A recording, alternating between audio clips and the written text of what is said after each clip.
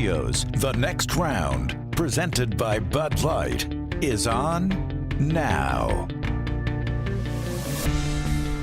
All right, a lot to get to today as we start rolling along. No Lance, obviously, with me sitting back in the middle with my OG spot.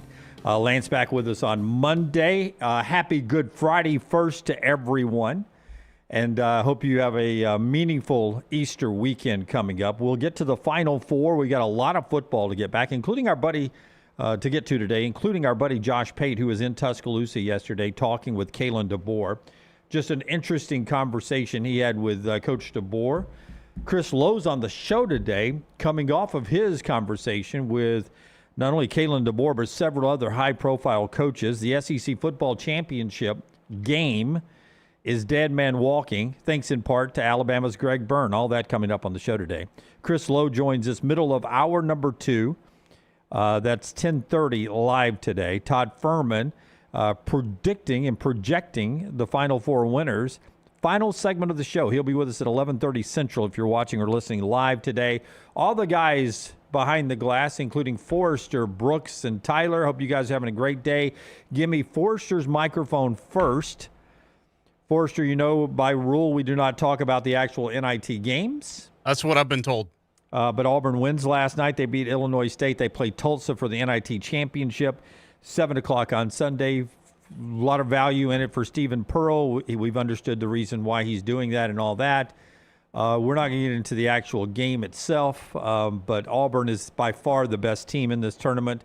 They destroyed Illinois State. They should do that to Tulsa and be the NIT champions. That being said, last night, Stephen I wasn't going to comment on this because I am not a fashion guru. So we'll start this with our crazy snapshot or video of the day off the top. I truthfully, with it being Good Friday, Easter weekend, I didn't know if there was religious reasons by what was on his sports coat last night or not. What was on his sports coat last night? It's got a hood.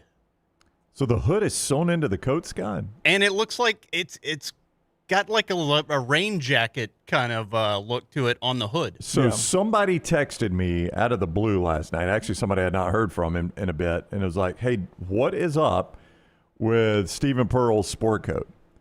And I said, I don't know what you're talking about.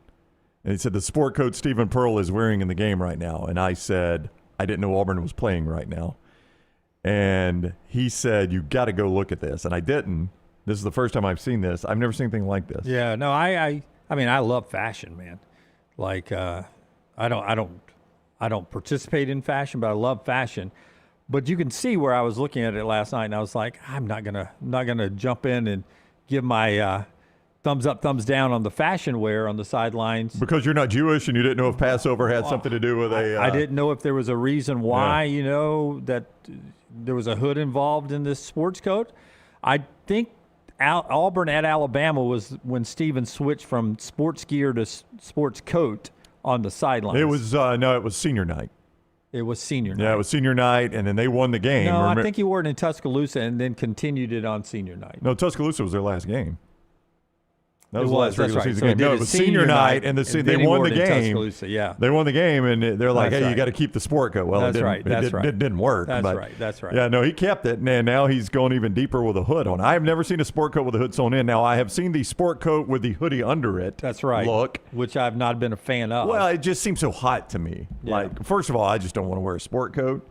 But second of all, sport coat over sweater or sport coat over hoodie, I can't imagine how cold it's going to have to be outside for me to wear that. Now, with Auburn being easily the best team in this tournament, you get to the post-game NIT last night, and obviously cut 7, Tyler, if you'll jump in with us. Obviously, this is the question people are going to ask. You destroyed Illinois State, but we got to know about the jacket, Stephen. That's the question he gets. SP, everybody at home's asking me to ask you about the jacket and the hood, but we've talked about how since you made the switch, it's kind of been a good luck charm for you. So the hood, and then also just the luck that that you've gone with the jackets this year.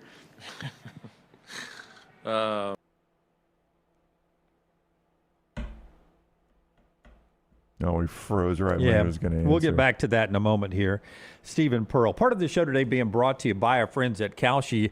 I had a position last night, the wrong position. I thought maybe Illinois State's defense could keep Auburn in control, but they could not as the Auburn Tigers jumped in and rolled to the easy win last night over Illinois State, 88-66. And I was on the wrong position at Kalshi last night. You can enjoy Kalshi all weekend long with more of the Final Four positions there. Tell us about our friends at Kalshi. Yeah, Kalshi you can play, like you said, the NCAA tournament games. Of course, there are only 2 tomorrow.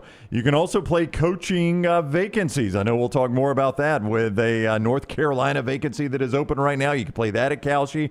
You can play the games if you would like to. Even the Crown, the college basketball Crown, which continues out of all those games right there at Kalshi. You take your position and you take a $10 position and use code TNR. You get a free $10 there from our friends at Kalshi. Code TNR. When you download the Kalshi app, make sure you use code TNR to get the $10 on any $10 position you use with our friends at Kalshi. Kalshi.com and the Kalshi app, code TNR, legal in all 50 states right there. You can use Kalshi and enjoy the games with them. Let's see if we can get back to Stephen Pearl now and hear what he was saying about this jacket last night. Everybody at home's asking me to ask you about the jacket and the hood, but we've talked about how since you made the switch, it's kind of been a good luck charm for you. So the hood, and then also just the luck that that you've gone with the jackets this year. I guess it's fashion. I don't know. That's what I was told. There is the pump party tonight, so maybe I could have snuck out of here and this is a little more casual. No, I mean, just switching it up. I was doing it for senior night because Keyshawn Hall asked me to dress up for senior night, and decided to keep it going. And I think we're 6-2 since the jacket's been unveiled. It's an expensive, good luck charm, but if it helps us win, keep doing it. Pump Party is a Nike party that goes on every year at the Final Four. I believe I'm right about that. Sounds like a rave maybe bouncing down in Indianapolis. When he said pump party, I know what he's talking about. Yeah. Like, what is a EDM? pump party? Yeah. But Steven's got the guys playing well. The big discussion about this team now is about next year, right? I mean, you're in the NIT. Your roster-wise was good enough to be in the NCAA tournament. Left out, first team out, how am I saying? The highest rated team not in the NCAA tournament. That's a good way of putting it, yeah. And they're going to win the NIT. They're going to beat Tulsa on Sunday night at 7 o'clock, and they'll be NIT champions. And in the old days, that was if you were the best team not in the NCAA tournament and you went on to win in New York in the NIT, we sort of looked, and you had a lot of people coming back. We always looked at that as, okay, that's a precursor maybe to how good a team will be next year. I don't know if the facts supported that, but it used to. I don't know if it did, but it always got said. It used to. I mean, there were teams that made deep runs after making it to Madison Square Garden. That was 200 years ago, so yeah. But now, with the portal and everything, the discussion is about who's back on next year's team. Justin Hoke, go ahead. Well, I was going to say, because you can even make a deep NCAA tournament run right now with a young team, and that's not even indicative of your next season because of the portal. I mean, if guys start bailing, that could completely change your team. Yeah. We'll need to cut 6 in a second, Tyler. I will tell you that Justin Hokanson, Auburn Live, on 3 Sports, with a really fascinating story. And if you're a subscriber, go read it in detail. This is really interesting. Would you be surprised if Auburn's roster this year, what do you think the price of that roster was this year? The way this roster was constructed, the team that's about to win the NIT. $5 million? You say $5 million. It's a total guess. I don't know. I mean, do you think you're good at guessing at where NIL programs are right now? No. Okay. Because I don't know if any of it's true. That was a horrible guess, by the way. Okay. I'll put it in context. I mean, I was guessing they had to pay Pettiford a lot to come back because it was a PR move. Oh, it's a horrible guess way on the low side. Okay. Well, I was starting with Pettiford at probably somewhere in the neighborhood of $1.5 million. Would you guess that though? going to be higher, I think. For Pettiford? Because here's the number. Justin Hokanson reporting this number. Auburn's number, $12 million for this roster this year. $12 million. You can go read it at Auburn Live. Well, that was a waste of $12 million. Here is money poorly spent. Here is the thing that I think would I think this is what leaves a bad taste in some people's mouths about the NIL. Like Keyshawn Hall and Todd Pettiford, per Hokanson's reporting, had deals in place, which I think we all knew, right? They were already on campus. But when Bruce Pearl retired, they had to rework the deals to keep Keyshawn Hall and Todd Pettiford from hitting the portal. Yeah, I mean, that was what I meant by Pettiford as a PR deal. It was similar to, we made this comparison before, though it's not entirely apples and apples, the Jalen Mbakwe deal in Tuscaloosa, because Mbakwe was so close to Ryan Williams when Saban left and Mbakwe hit the portal. A ton of people panicked, thinking it was going to be indicative that Ryan Williams also was going to portal out of Tuscaloosa. So Alabama way overpaid Jalen Mbakwe, and Mbakwe did nothing for Alabama. They way overpaid him, and that was all PR. It was 100% a PR campaign. Now, the reason it's not apples and apples is Pettiford's a better player at what he does than what Mbakwe was. But it was going to be horrible PR if you lost him when Pearl left, and that was a PR move right there. Yeah. Well, he's also the perceived to be, coming into the season, the best player in the team. He and Keyshawn Hall, they were going to be the two best players in the team, and arguably they were the two best players in the team. A $12 million roster. You go read everything that Hoke has there, but Pete Nakos also puts out that, on 3 Sports as well, sort of the tier of spending going into next year in college basketball. And basically, NACO says if you're not spending, that there's a $10 million tier, and that if you're not spending north of $10 million, then you're way down the list, okay? This is the $10 million tier this year. This is what Michigan spent on theirs. They were north of Auburn, obviously, in their spending this year, but they're on the $10 million tier. Next year in the SEC, Kentucky, Tennessee, Arkansas, Florida, LSU expected to be on that $10 million north tier. Auburn, obviously, is there as well because they spent it this year. That's in the same neighborhood with Kansas, Arizona, Michigan, St. John's, North Carolina, Houston. Duke's a private school, but you would assume Duke is there as well. Next tier down, $8 to $10 million range. Louisville, A&M, Iowa. St. Louis sticks out like a sore thumb.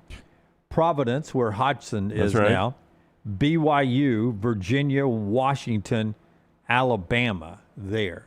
And NACOS puts a note by Alabama. It says they're $8 million to $10 million, but it has a note next to Alabama. We'll go over $10 million if they need to. Right. And I was going to ask you where you thought they were, so Pete tells you where they are, 8 to 10 million. Yeah, 8 to 10 million. We'll go over 10 million if they need to. Now, again, $12 million for Auburn was money that was not well spent. 8 to 10 million for Alabama. I would say, based on some of the teams you just named off, they got bang for their buck for the 8 to 10 million. Wouldn't you say?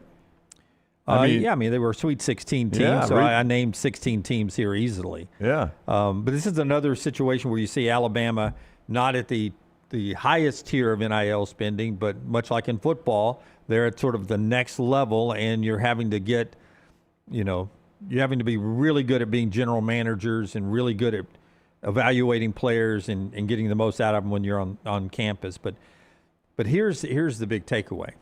And Hokanson does a great job on explaining what the Auburn players that'll be in the mix coming back. He lists 1, 2, 3, 4, 5, 6, 7 guys currently on this roster that will be in the mix to be back on next year's Auburn roster. But if you're shopping in the portal, top-tier talent, which I think this kid from Kansas, Flory Badunga, who is the Kansas center, he's going to try the NBA, but if not, he's going to go in the portal, so he'll be a big-time portal guy. Yeah. Pete Nako says the top-tier portal guys this upcoming season, this upcoming portal, which opens next week, will be $4 to $6 million guys. Top tier portal guys, $4 to $6 million guys. So those are just guys like I don't think an Alabama and Auburn are ever going to get. Do you? I mean, I don't think Nate Oates would spend $5 million on a guy. I really don't. Well, I mean, Yaxel Lindenberg, who's got his team playing in the Final Four from UAB, was considered to be one of the best players in the portal. If he was doing exactly what he did last year, going into the portal this year, he'd be a $4 to $6 million guy. I don't know if that's what he ended up getting, but the price was so big that when Nate Oates inquired with his agent, they decided we're not in the mix. So there's a good example. The guy 50 miles down the road, 50 minutes down the road at UAB, when he was one of the top players in the portal, Alabama checked the price and said, we're gonna do it as we're gonna attack it with the masses instead of the superstar. I think Nate Oates kind of approaches it from the New England Patriot style that we talked about, is that would I spend $5 million on a star or spend $2 million, $2 million, and $1 million on three guys that are really, really good? I think he would spend 2, 2, and 1 on three guys that are really, really good. $5 million on a star. And look, it worked for Dusty May. I mean, Yax is the best player in this tournament, so it worked. But, I mean, did it work for BYU? They spent $5 million on a star. Where are they? Are they playing in Indianapolis this weekend? They are not. Yeah. They are not. But if you look, BYU is in that $8 to $10 million range. But a lot of it's tied up in one guy. Yeah, A.J. DeBoer. And that's why some people like Nate Oates and the guys, and I would imagine Stephen and the folks at Auburn with his new general manager, you recruit a team, not you're not the top tier spenders. You're going to recruit a team. I look at the $12 million that they were able to put together for this roster, and that makes me, if I'm an Auburn fan, very comfortable knowing that, okay, we've got the money that we can spend with the best of best in college basketball. We've got the best. We can spend. When it comes to rosters, we can spend whatever. So now this is Stephen's first chance to put together a roster.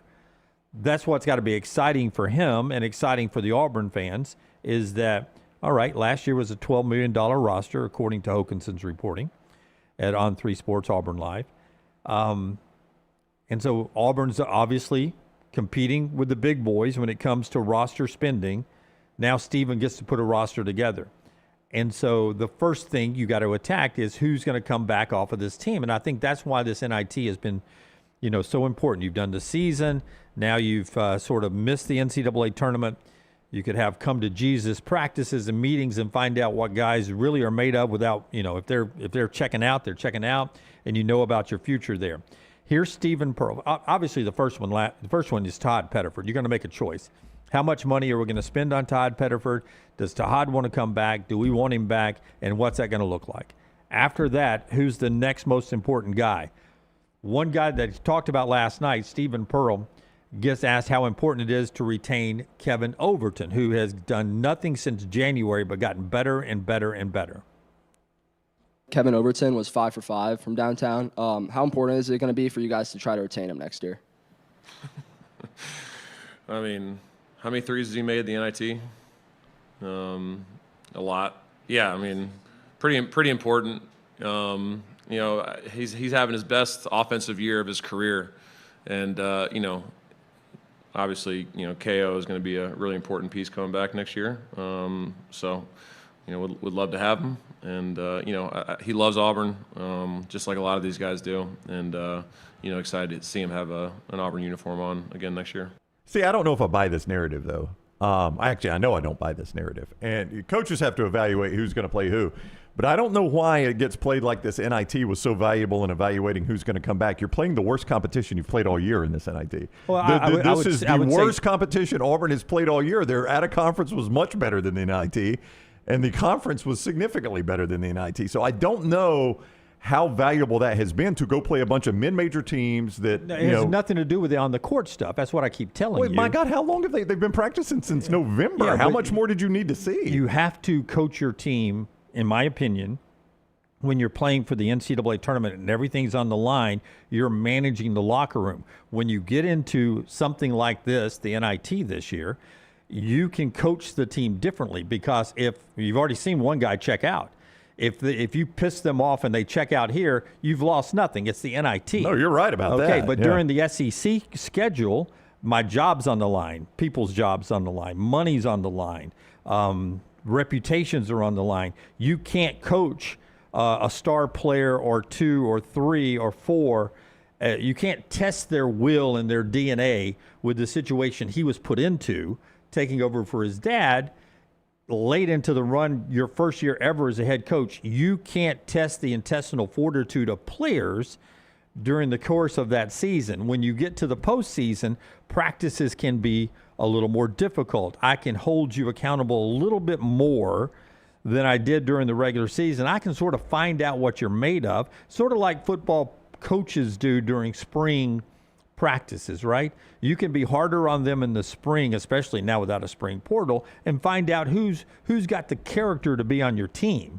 And I think this is more of what this NIT run has been about is, man, I've seen you during the year, but, we were trying to work for an NCAA goal. We just missed that. Now let me see what you're made of and whether I want to ride with you next year or not, because it's my turn now. I'm building this roster. BP's not in the mix anymore. I got to build this roster. Well, he was building it with BP too, but, do you think then he maybe regrets not coaching them tougher in the regular season? Well, he set Tahad Pettiford twice. Exactly. He didn't play Keyshawn Hall against Arkansas, a game that might have cost him a tournament bid. Yeah, that's exactly right. So he coached them hard during the year.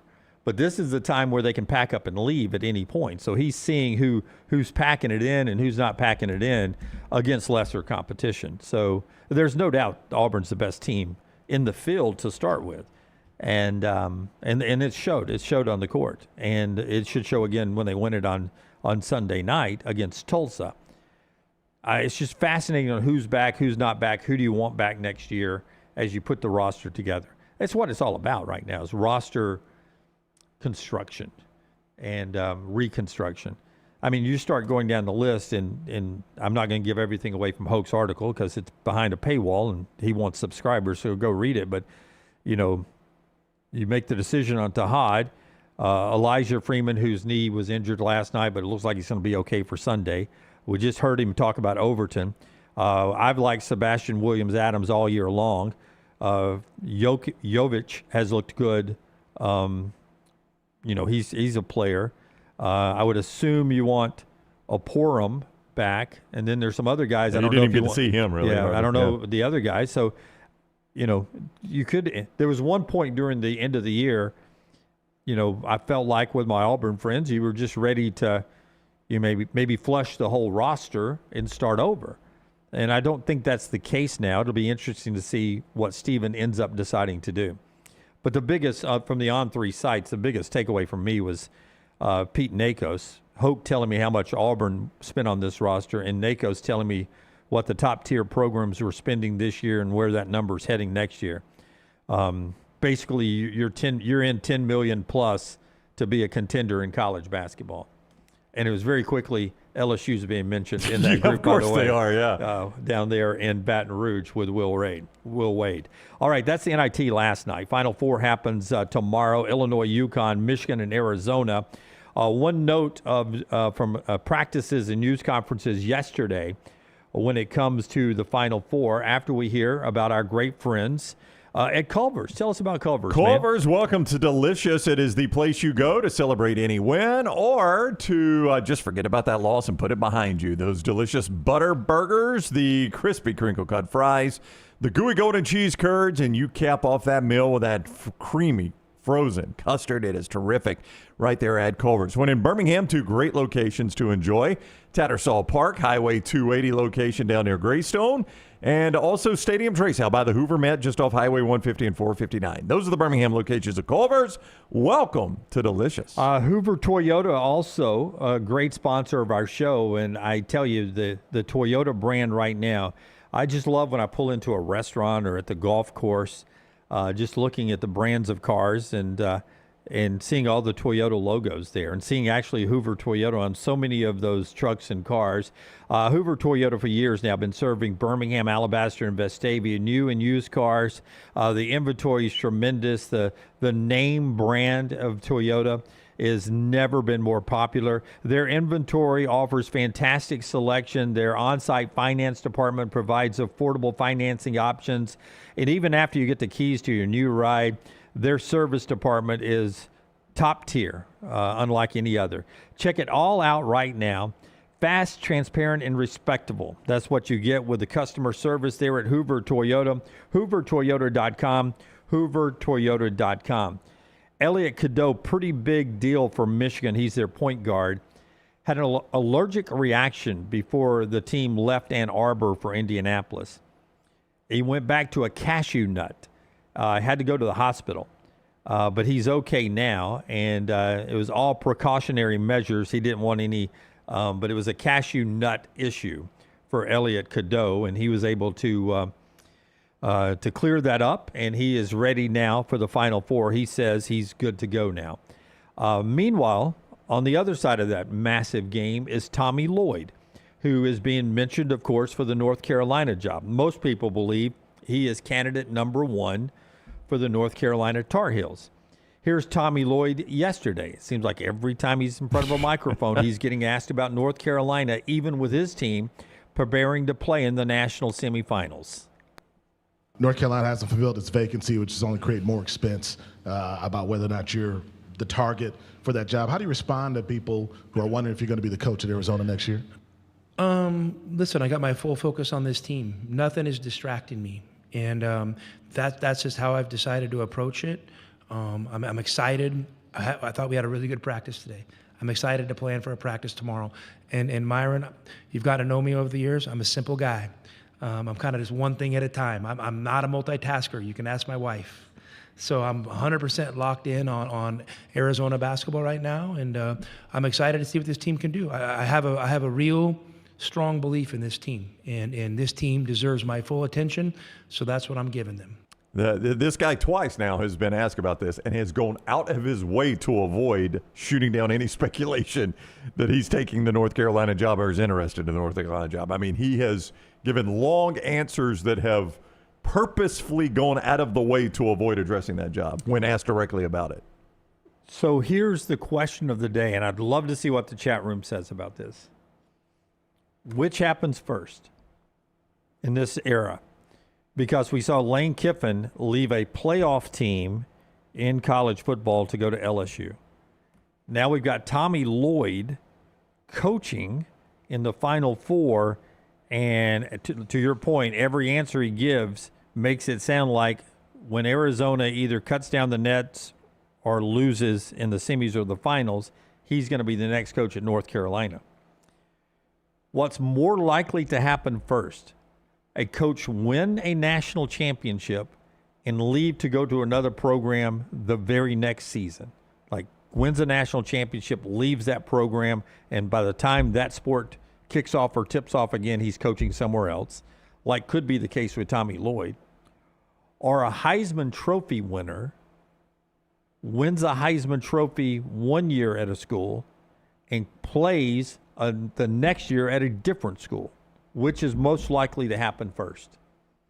Heisman Trophy winner in football who wins the Heisman Trophy and then the very next year plays somewhere else, or a coach wins a national championship and then immediately coaches a different team the next year. Which do you think happens first? I would say, I mean, we almost had that. Roy Williams was taking the Kansas job, whether he won the national championship, or excuse me, the North Carolina job, whether he won the national championship at Kansas or not. It almost has already happened with Roy Williams. And Kalen DeBoer. I mean, yeah, you could say the same of Kalen DeBoer. I guess the question, I mean, yeah. If he'd won at Washington, would he have still taken it? He was in the national championship. Yeah, I know, but would he have taken it? Yeah. I think he probably would have. I mean, I don't know what the difference is, you know, oh, I won it here, so now I'm going to stay versus I just played for it. Well, it becomes harder. I mean, we actually said earlier in this tournament, if Arizona wins the national championship, you can't leave. You can't win the national championship and leave. But here we are. He's 2 wins away, and he's not saying he's not leaving. No, he is. In fact, he's going out of his way to not say he's not leaving.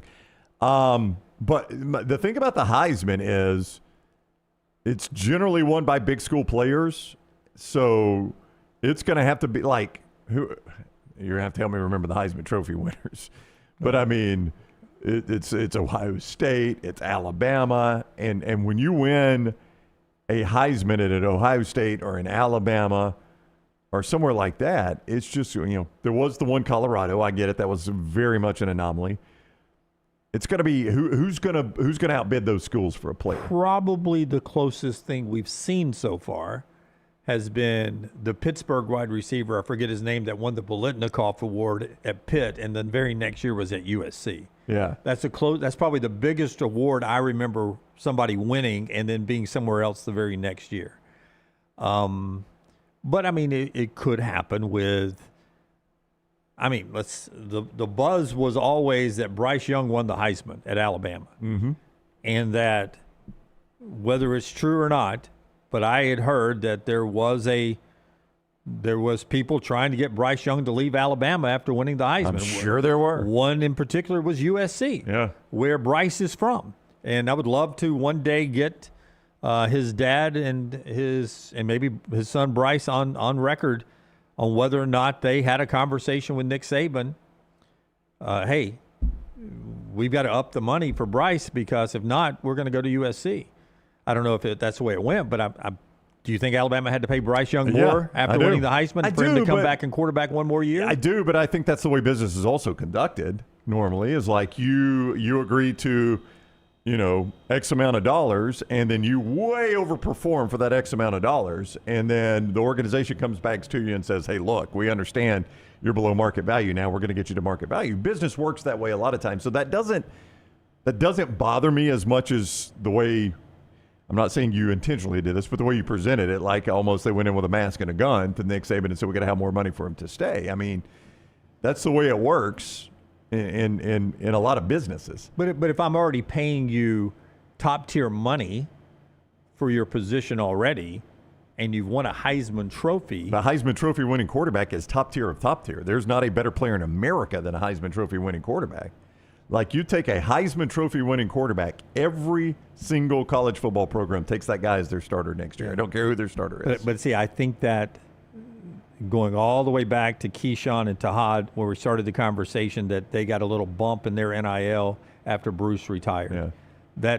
That doesn't sit well with me. You'd already agreed to a deal and to play for Auburn and Bruce Pearl. Again, that was a PR move, though. They didn't want guys transferring after Bruce left. Okay. Yeah. Okay. But now, same way. You just won the freaking Heisman Trophy at Alabama. We're going to take care of you. We got to, if that conversation happened, you're coming to me and telling me what USC's offering? You're coming to me and telling me what USC's offering you? What have we done for you? Well, some of that, too, is, what's the agreement? Did I do a multi-year deal, or was the initial agreement, hey, you come play here for, this for your first year? Yeah, I don't know what the actual agreements were. That's why a lot of this would be cleaned up by actual written agreements and penalties for leaving, or at least compensation for losing a player. Yeah, and I'd love to one day ask if that really did happen with Bryce. But that probably, that was a Heisman Trophy winner who had another year, wasn't going to the pros, and there were other schools that definitely wanted him from his region of the country. That's the only reason I bring up Bryce. And we don't know what those conversations were and how they sounded or looked. But that was one. I'm playing a scenario for you there, a hypothetical, if you will, on a Heisman winner that could leave a name brand to go to another name brand. I would say more likely Coach wins a national championship, and it could be this guy that we just heard from. Although Dusty May's name is getting mentioned too, and apparently I did not see it. They're saying in the chat, Jeff Goodman asked him about it, and he gave a bit of a suspicious answer to Jeff Goodman on it as well.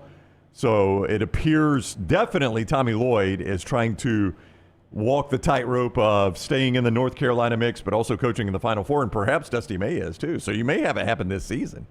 Yeah, it's just crazy that you could be somewhere and win a national championship, but still want to walk away. But Brooks with a good one, that Kalen DeBoer. I don't know if he would have still taken the job, but he was 60 minutes away from being national champions at Washington, and the very next season he was coaching in Tuscaloosa. Speaking of which, Josh Pate, Late Kick Josh Pate College Football Show right here on YouTube or wherever you're getting our podcast right now, was in Tuscaloosa yesterday.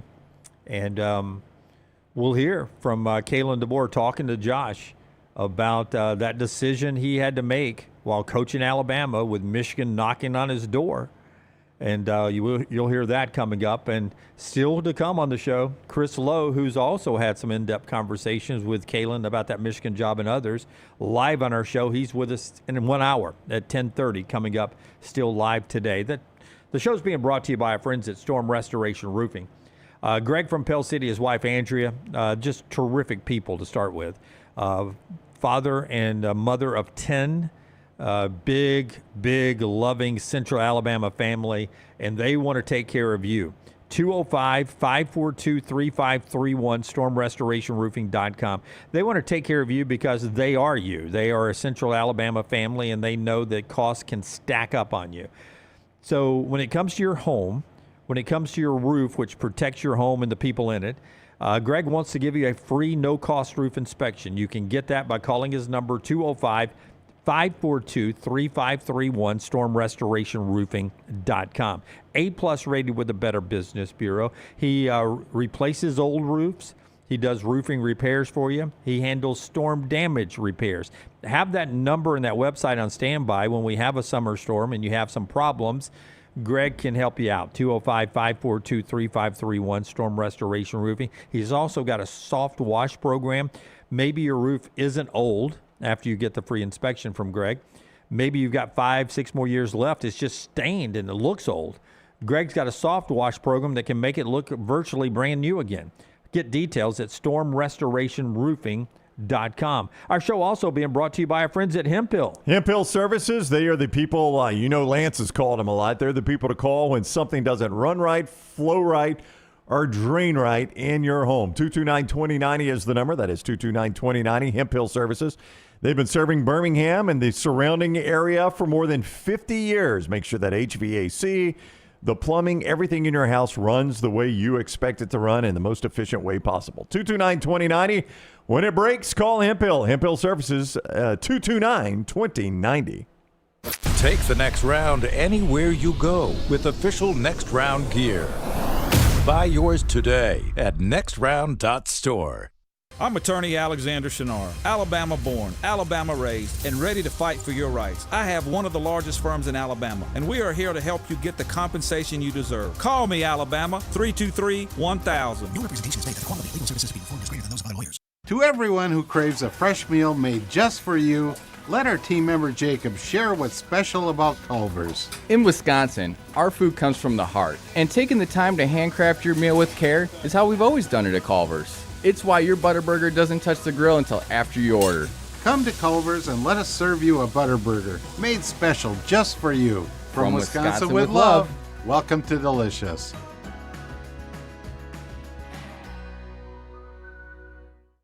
At Central State Bank, we are large enough to serve you and small enough to know you. Manage your money with ease, whether it's mobile banking, hassle-free checking, competitive loans, business solutions, or personalized financial advice. We're your hometown bank with big-time service. Visit us today and experience banking made simple, because at Central State Bank, you come first. Member FDIC.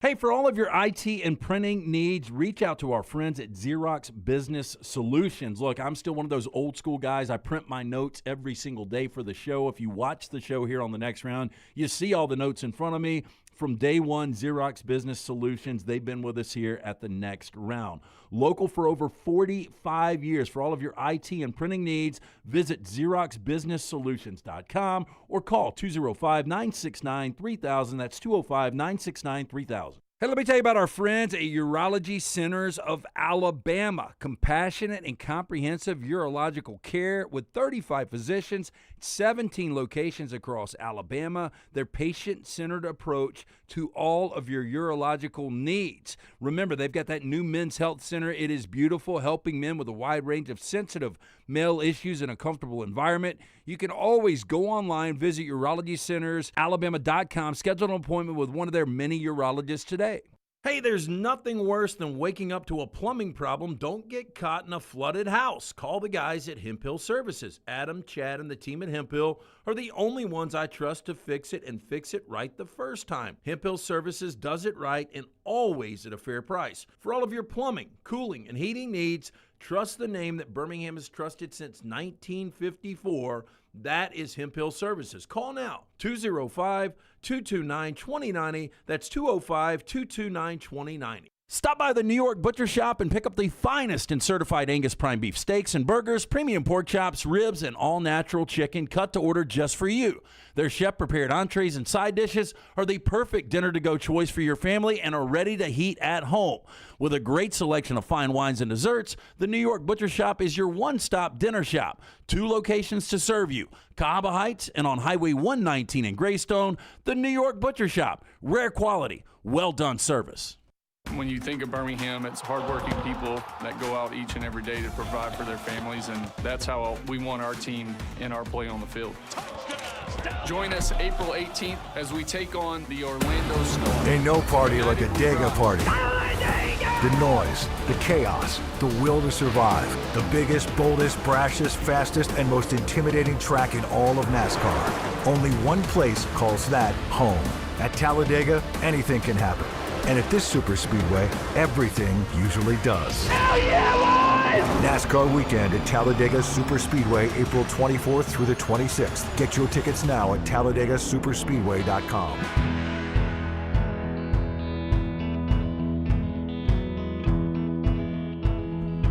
We'll get to Cut 8 and Josh Pate in just a second. One note about the Masters next week. Phil Mickelson not playing. First time since 1997. Personal health matters inside his family, he says.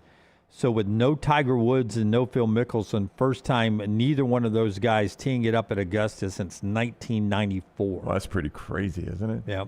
You hate that for Mickelson. It sounds very serious because he lives for this event, and it would have to be very serious, obviously, to keep him away from it. So hopefully, everything is okay, but that sounded very ominous. Yeah, on our way back to college football to hear what Kalen DeBoer told the great Josh Pate, after I remind you, our folks at Crane U can help you possibly change your career today. Get the Crane training you need if you're looking for a new career or need further training to advance your current one. Our friends at Crane U offer comprehensive, state-of-the-art, fully stocked training facilities for mobile cranes, overhead lifts, or forklift training. And if you want to use your own equipment, that's no problem at all. The team at Crane U will come to you on site and on location. Training offered nationwide, and they offer certifications and safety inspections as well. Get all the details at craneu.com. And don't forget, you get 10% off when you mention the next round. It's all right there at craneu.com. The College Football Spotlight is presented each day by our guy Alexander Shinara. Shinara.com. Shinara.com. That's the place you go when you have any sort of legal need.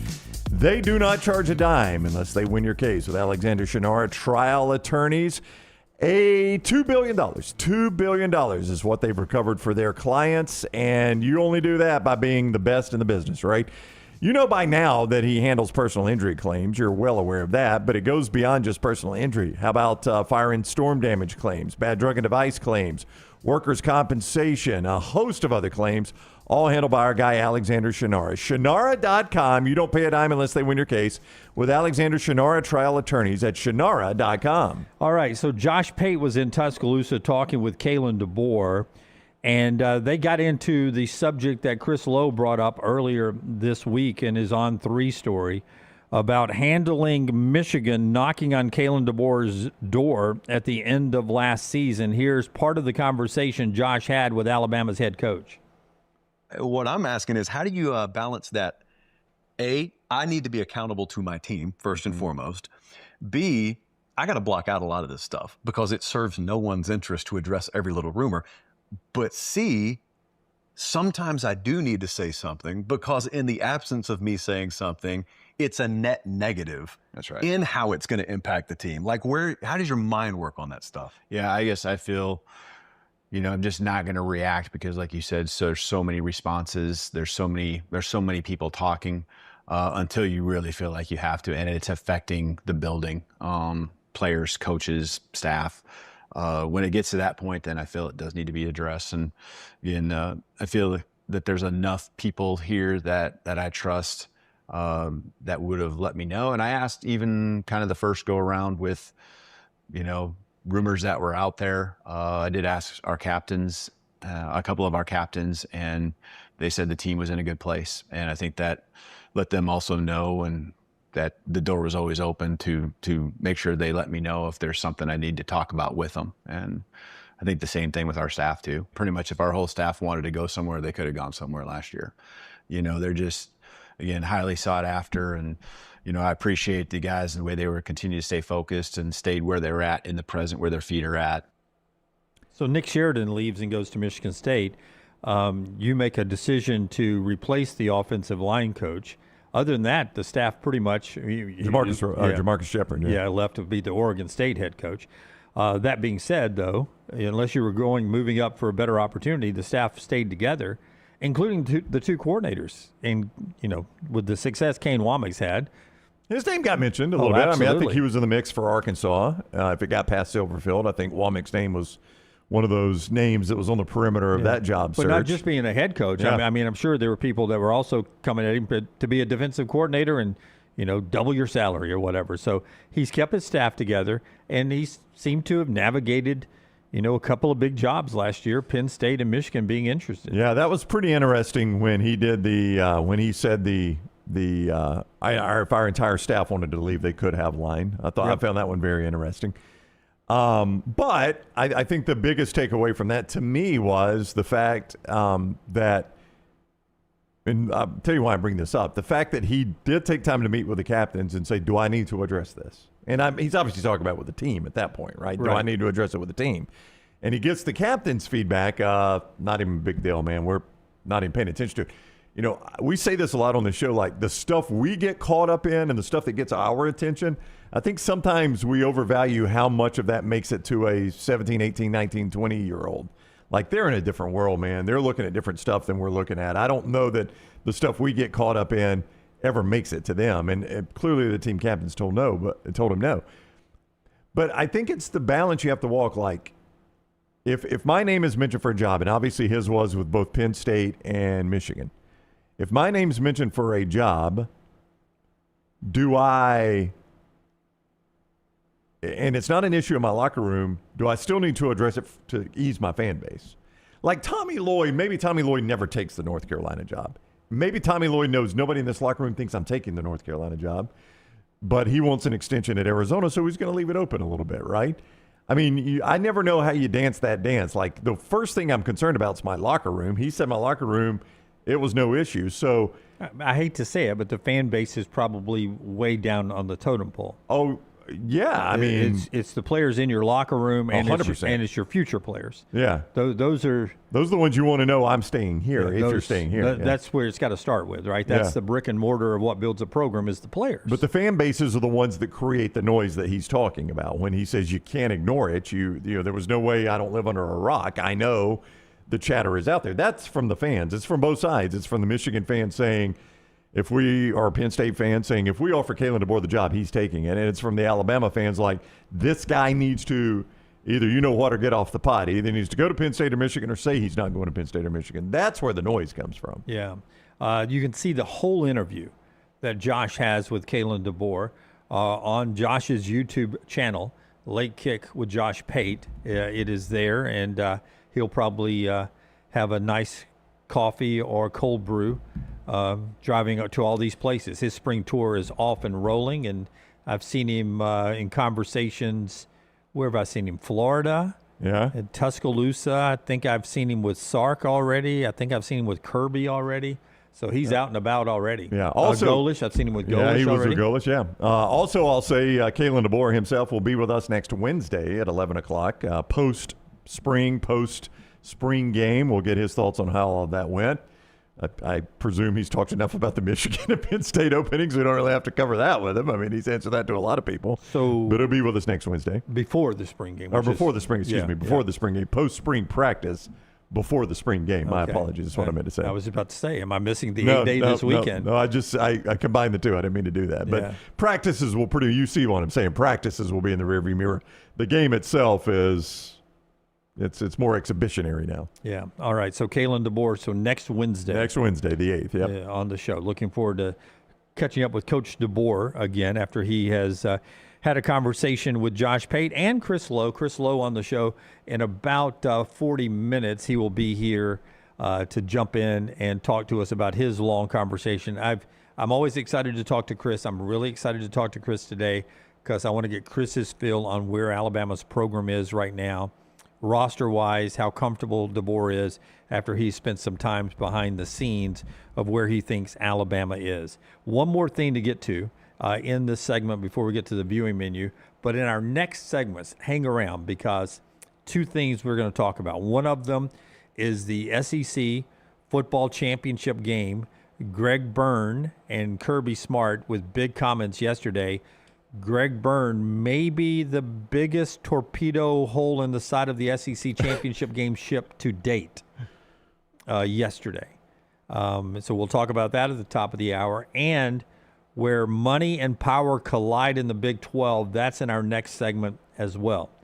But one more thing to get to in this segment being brought to you today by our friends at Central State Bank. Brownie, tell us about those fine folks. That is the bank that is big enough to meet any need you have, but they're also small enough to know you because they live in your community. It's so key when you're dealing with a community bank is that you're dealing with people that are making decisions that live in your neighborhoods. They go to the same ballparks you go to, the same churches you go to, eat in the same restaurants you eat in. You know them, and they are making decisions for you, and they know you.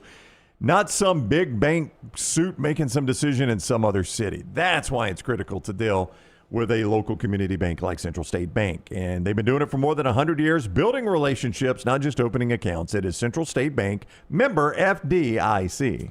We give Auburn a hard time often. Probably don't even need to finish that sentence. And a lot of people think we just give Auburn a hard time often. But we give them a hard time often about Ronnie Daniels' 1999 being their last 1,000-yard receiver. It looks worse because it's in the 1900s. It's 1999. It is bad, though. But not too far, just 3 seasons removed, 2000, 2001, 2002, you get to Florida and Georgia. Taylor Jacobs in 2002, Terrence Edwards at Georgia, 2002. Those are the 3 longest droughts in Power 4 football. Brooks with this graphic a few months ago at Next Round Live of 1,000-yard receivers. What had just sort of passed over me was that Alabama hasn't had a 1,000-yard receiver now since 2021 when they had 2 in the same year, and Jamison Williams and John Mechie, the much talked about Bryce Young. Yeah. We talked about earlier. Yeah. Bryce was really good, and he had 2,000-yard receivers. So, I mean, that's only a 22, 23, 24, 25, a 4-year drought of 1,000-yard receivers. But Alabama now into the drought category with that. But the SEC, top of that list in the Power 4 conferences there, Auburn, Florida, Georgia. It's an astounding number with Auburn. I mean, the fact that you have to go back to 1999, Ronnie Daniels, to find the last 1,000-yard receiver. But which is more surprising to you, that Auburn is 1999 or that Florida is 2002? Yeah, because you view Florida as having athletes all over the field, right? And it's not like, I mean, Tim Tebow won a Heisman there. It's not like they haven't had really good, I mean, they've had really good quarterbacks in that time. Not just Tim Tebow, but and his name escapes my mind, the guy that played for your Bucks that took him to the SEC championship game. Kyle Trask under Dan Mullen was a really good quarterback. So you've had good quarterback play there. It's just weird that for whatever reason it has not translated into Heisman into 1,000-yard receivers. So much so that I don't believe it's true. You don't believe it's true? I have seen it on 2 graphics that Forrester continues to throw up over there, one that Brooks created, and I don't believe it to be true.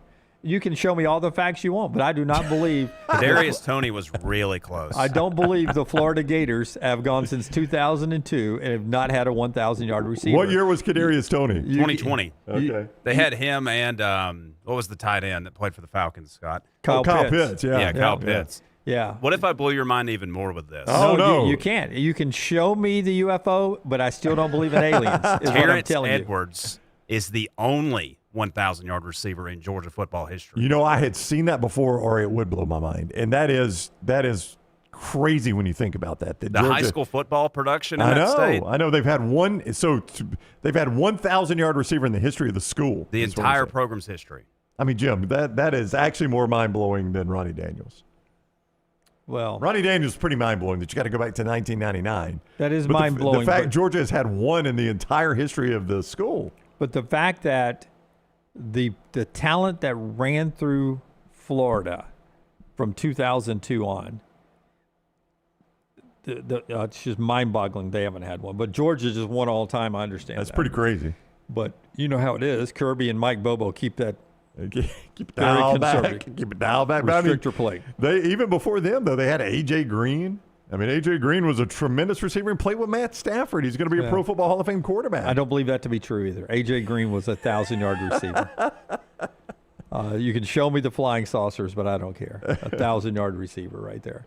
All right, viewing menu brought to you by our friends at Michelson Laser Vision. What Tyler is watching or waiting to watch with his sister. Doctors Mark and Jennifer Michelson. It is a father-daughter combo there, and they are the pioneers in the industry, the field of LASIK surgery. If your distance vision is failing you, Lance was the same way. He was basically legally blind with his distance vision. Goes to Michelson Laser Vision, now 2015 vision. He could see all the way across the world, basically. Call Amy today at Michelson Laser Vision, 969-8100, and tell her you want Lance Taylor's worldwide vision. 969-8100. Get a risk-free evaluation to see if LASIK works for you. You can also see more at MichelsonLaserVision.com, MichelsonLaserVision.com, or 969-8100, Tyler. All right. So, do you guys believe in aliens? Well, Jim was just discussing You can this. show me the UFO. Well, I'm gonna make you a believer with this one. Okay.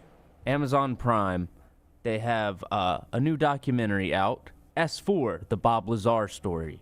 Have you heard of this guy, Bob Lazar? Lazar was the guy that would show up on those commercials and he'd spray that can of whatever onto a screen door and then turn it into a boat. The Flex Seal guy? That would be Flex Seal. I forget what that guy's name is. I can't remember his name. It was not Bob Lazar. It wasn't Bob Lazar? So he's an alien. He brought that with him from the foreign planets?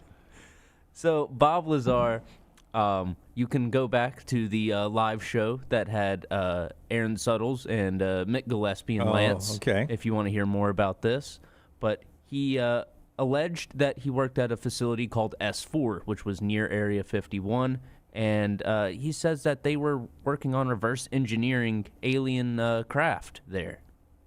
And he's kept this story the same, all details the same, since 1989, and only he just keeps getting proven to be right as years pass. See, I don't believe. Okay, if that is true, then not that our government would ever do anything nefarious. But Hint of sarcasm in if you started talking about something that was so top secret, wouldn't we just off you? Yeah. Because my algorithms now are feeding me.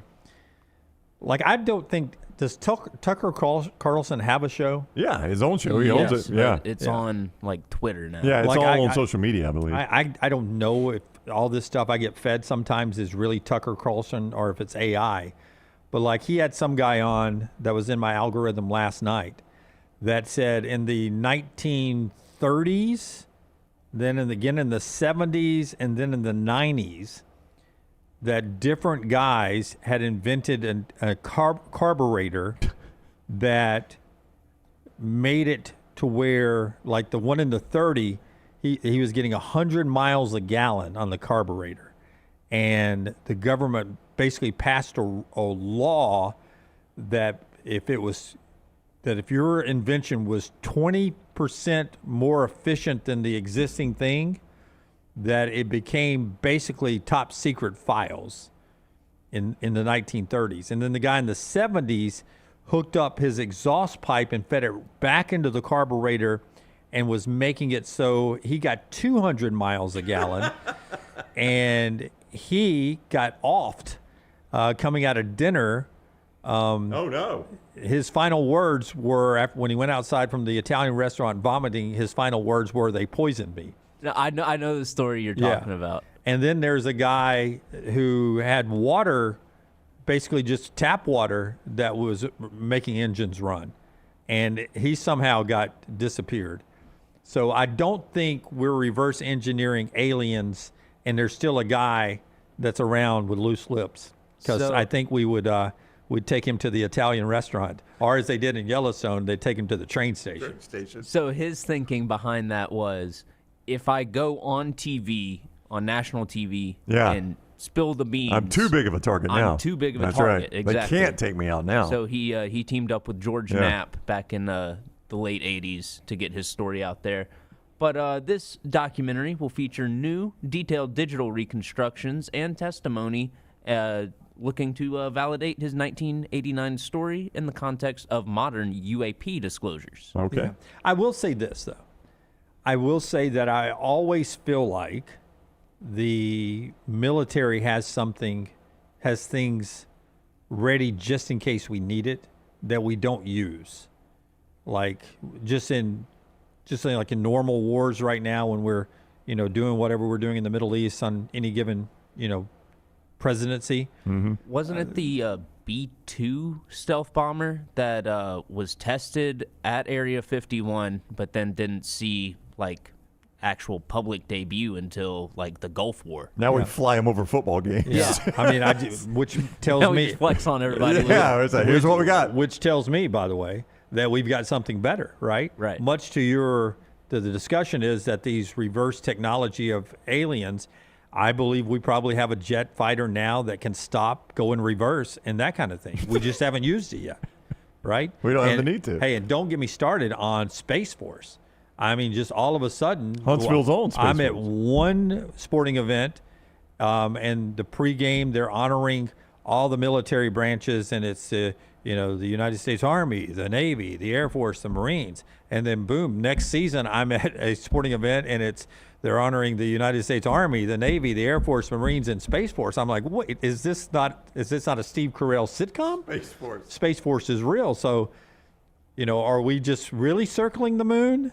Oh, or are we testing something up there right. for? I mean, it's 10 This is a days. Space Force mission. Yeah, I think this is us being Gotcha. us.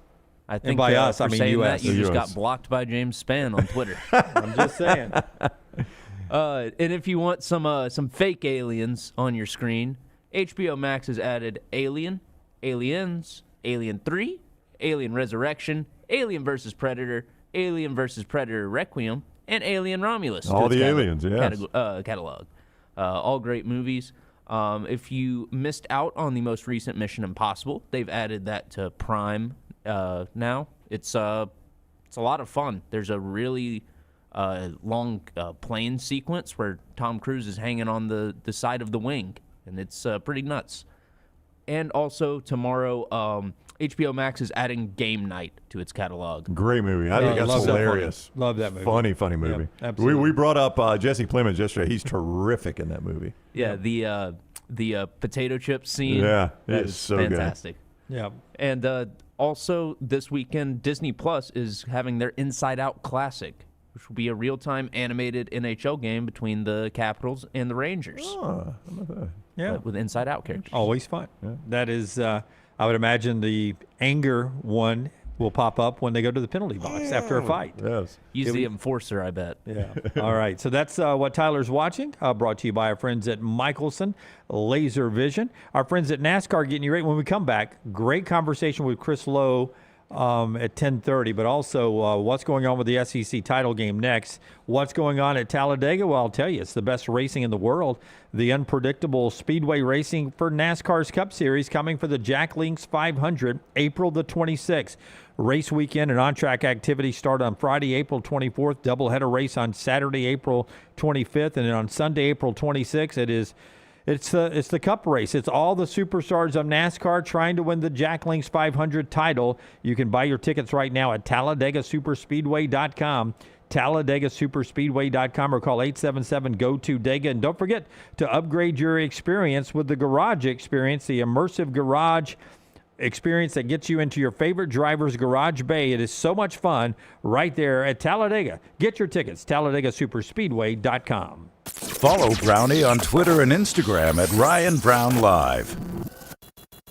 I'm attorney Alexander Shinar, Alabama born, Alabama raised, and ready to fight for your rights. I have one of the largest firms in Alabama, and we are here to help you get the compensation you deserve. Call me, Alabama, 323-1000. No representation is made that the quality of legal services being performed is greater than those of other lawyers. To everyone who craves a fresh meal made just for you, let our team member Jacob share what's special about Culver's. In Wisconsin, our food comes from the heart, and taking the time to handcraft your meal with care is how we've always done it at Culver's. It's why your Butterburger doesn't touch the grill until after you order. Come to Culver's and let us serve you a Butterburger made special just for you. From Wisconsin with love, welcome to Delicious.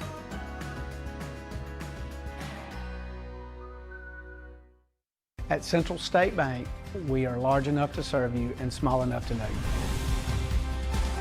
Manage your money with ease, whether it's mobile banking, hassle-free checking, competitive loans, business solutions, or personalized financial advice. We're your hometown bank with big-time service. Visit us today and experience banking made simple, because at Central State Bank, you come first. Member FDIC. Hey, there's nothing worse than waking up to a plumbing problem. Don't get caught in a flooded house. Call the guys at Hemp Hill Services. Adam, Chad, and the team at Hemp Hill are the only ones I trust to fix it and fix it right the first time. Hemp Hill Services does it right and always at a fair price. For all of your plumbing, cooling, and heating needs, trust the name that Birmingham has trusted since 1954. That is Hemp Hill Services. Call now, 205-229-2090. That's 205-229-2090. Hey, let me tell you about our friends at Urology Centers of Alabama. Compassionate and comprehensive urological care with 35 physicians, 17 locations across Alabama. Their patient-centered approach to all of your urological needs. Remember, they've got that new men's health center. It is beautiful, helping men with a wide range of sensitive male issues in a comfortable environment. You can always go online, visit UrologyCentersAlabama.com, schedule an appointment with one of their many urologists today. Hey, Lance Taylor from the Next Round to tell you about one of our favorite places for breakfast, lunch, and dinner. That is Hamburger Heaven since 1982. Hamburger Heaven has been serving Birmingham's best hamburgers, cheeseburgers, French fries, hand-spun milkshakes, and sandwiches made fresh to order. All of their ingredients are fresh and prepared daily. This includes their beef, always fresh, never frozen, hand-pattied each and every day. For breakfast, lunch, or dinner, visit any of the 4 locations, Highway 280, Irondale, Gardendale, and Homewood. Storm season is here. Make sure you have a plan of action in place right now. Greg from Pell City and Storm Restoration Roofing should be your first call when storms hit. Insurance companies love working with Storm Restoration Roofing because of Greg Nelson's name and reputation in the industry. When storms hit, call Greg Nelson. He's local, 205-542-3531. He's the home of the free no-cost roof inspection. Greg from Pell City on Facebook, 205-542-3531. It's Storm Restoration Roofing. When you think of Birmingham, it's hardworking people that go out each and every day to provide for their families, and that's how we want our team and our play on the field. Join us April 18th as we take on the Orlando Storm. United we ride. Ain't no party like a Dega party. The noise, the chaos, the will to survive. The biggest, boldest, brashest, fastest, and most intimidating track in all of NASCAR. Only one place calls that home. At Talladega, anything can happen. And at this super speedway, everything usually does. Hell yeah, boys! NASCAR weekend at Talladega Superspeedway, April 24th through the 26th. Get your tickets now at TalladegaSuperspeedway.com. Jim Dunaway, Lance Taylor, Ryan Brown. Live from the Birmingham Racecourse Casino Studios, the Next Round, presented by Bud Light, is on now. SEC championship games future. Greg Byrne's comments in just a second. First hour, we talked about Auburn's win at the NIT, getting to the championship game Sunday. More importantly, about their roster construction this year and the constructing of Stephen Pearl's first roster as the head coach for next year. Justin Hokanson with a great read at On3 Sports, Auburn Live. You can go check that out to get all the details. Hear our discussion about that earlier last hour. And also we talked about Josh Pate's interview with Kalen DeBoer, and specifically Coach DeBoer's stance on last year's pursuit from other schools, trying to get him to leave Alabama to be their head coach. All that wherever you get our podcast. That's hour number 1 on Apple and Spotify. And if you missed it on the live show here, you can go back and catch it here on YouTube or wherever you're getting our video show today. Lance back with us on Monday. Jim Dunaway, Ryan Brown, all the guys behind the window this hour before we talk SEC football championship game, being brought to you by our friends at CPAP Plus. The O'Neill brothers taking care of you right here on Highway 280 and other great locations in Pelham and Trussville. If you're looking for the best CPAP gear with personal service you can trust, it all starts at CPAP Plus with 3 convenient locations there in Pelham, Highway 280 in Trussville. And if you're a new customer, they've got something special for you. You get a $20 credit towards the purchase of that new mask system, a CPAP cleaner, or even a travel CPAP machine. I've seen those. They are spectacular if you're going on a road trip and need to take one with you. Stop by today at CPAP Plus, where you'll find the best service and equipment all in stock and ready for you with hundreds of 5-star Google reviews. Trust CPAP Plus for all your CPAP needs. CPAP Plus, where every night matters. Check them out right there. The great O'Neill brothers helping you out. SEC Football Championship. The teams with the most appearances from number 5 up. 5th on this list, the Auburn Tigers. They've been to 6 SEC championship games. That is more than Tennessee. It is more than Arkansas, Missouri, Mississippi State, South Carolina, Texas. Kentucky, Oklahoma, Ole Miss, A&M, and Vandy have never played in the game. 4th on this list, LSU, 7 SEC championship game appearances. Georgia, 13, tied for 2nd with Florida, 13 appearances. Alabama's been in the game more than anyone else, 16 times. 11 times they've won it, 5 times they've lost it, but they've been there 16 times. That's actually a pretty remarkable record, 11-5 in a conference championship game. Won it in 92, 99, 2009, and then under Nick Saban, he won it in 12, 14, 15, 16, 18, 20, 21, and 23. When Alabama won the SEC championship in the new way of winning most of their SEC championships, and that's in that SEC championship game. Of course, before 1992, we had co-regular season champions, all based on standings, and oftentimes no tiebreakers. It was just co-champions. That being said, Greg Byrne, Alabama's athletic director, sort of believes that maybe it's time to return to the old days. In an interview with USA Today, and I think also with Nick Kelly, Greg Byrne, Alabama's athletic director, when asked about the SEC championship game, quote, "I think the ship has sailed. It's run its course." All that going to say, with the expanded playoffs, Greg Byrne quotes, "It's a great event. I don't like the idea of going away, but I think it's reality with an expanded playoff."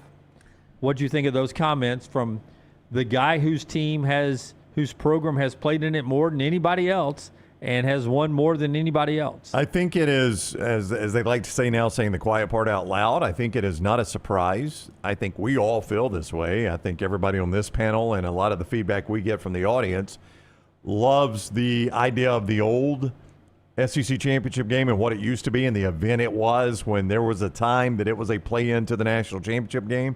Winner plays for the national championship. Loser goes to a boring bowl game, a disappointing bowl game.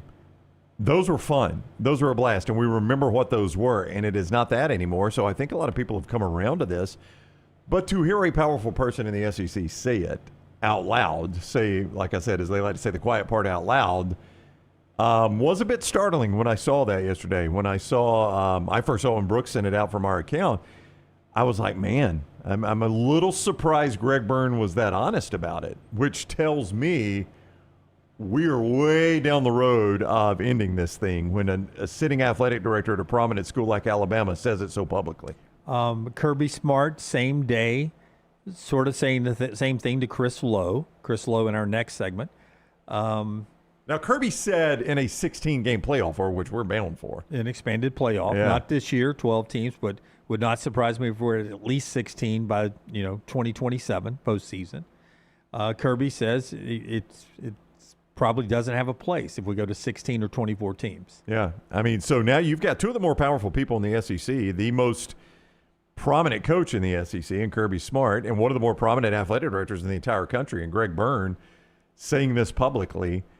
Again, tells me that those guys feel like this thing ain't long for the world. I don't think they're saying this publicly if they felt like the SEC championship game had any chance of surviving. And you were taking you paid attention to Brandon Adams of Dog Nation in a tweet he sent out. Yeah, I just wonder the only reason I bring this to the show is I want to read the tweet and I want to see if you agree with the sentiment, Jim. And if the chat room does as well. So here's what Brandon said in response to Kirby saying this. Now, Brandon covers Georgia football. College football is a regional sport, and the SEC owns the region that loves the sport the most. The fact they've been so easily tricked into giving that up for college football playoff expansion is honestly disheartening. Do you agree with that? Well, first of all, the first sentence you can't disagree with. College football is a regionalized sport, and the SEC owns the region that cares about it the most. I mean, I think that is pretty hard to argue against that one. I mean, there are outliers like Ohio State and Michigan and Notre Dame, but just look at the stadiums, the attendance, and the television ratings.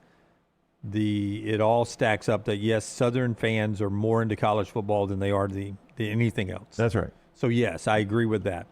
Now, what was the last part again? The last part, and I'm going to pull it up on my phone here real quick. The last part was the fact they've been so easily tricked into giving that up for college football playoff expansion is honestly disheartening. I would say this. You have to look at where the SEC is. And if there's no college, the SEC is the one that came up with the BCS. That was driven by Roy Kramer and all the folks at the SEC offices. They pushed for it and they came up with it because the SEC was more difficult to win than the Big Ten, the Pac-12, and all the other conferences.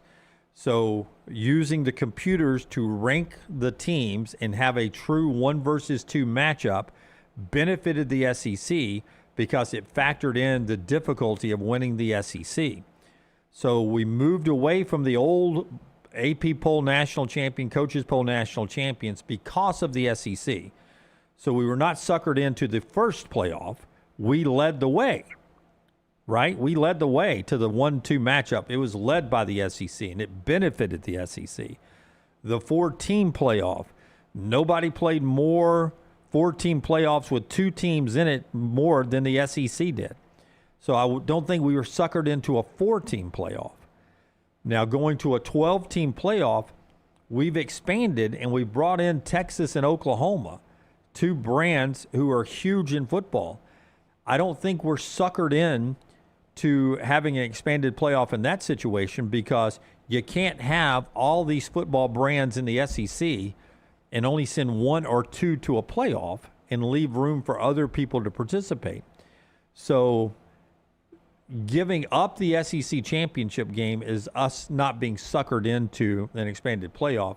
The expanded playoff, when done right, does nothing but benefit the SEC because if you're factoring in strength of schedule, where the SEC is always going to excel over the Big Ten because of the middles and the ends of the conference, and way ahead of all the others, the ACC and the Big 12, then I don't see where we're being suckered in. The expanded playoff, when done right, when you're factoring in strength of schedule, should only help the SEC have more access to the postseason, to the playoffs, and a chance to prove it on the field.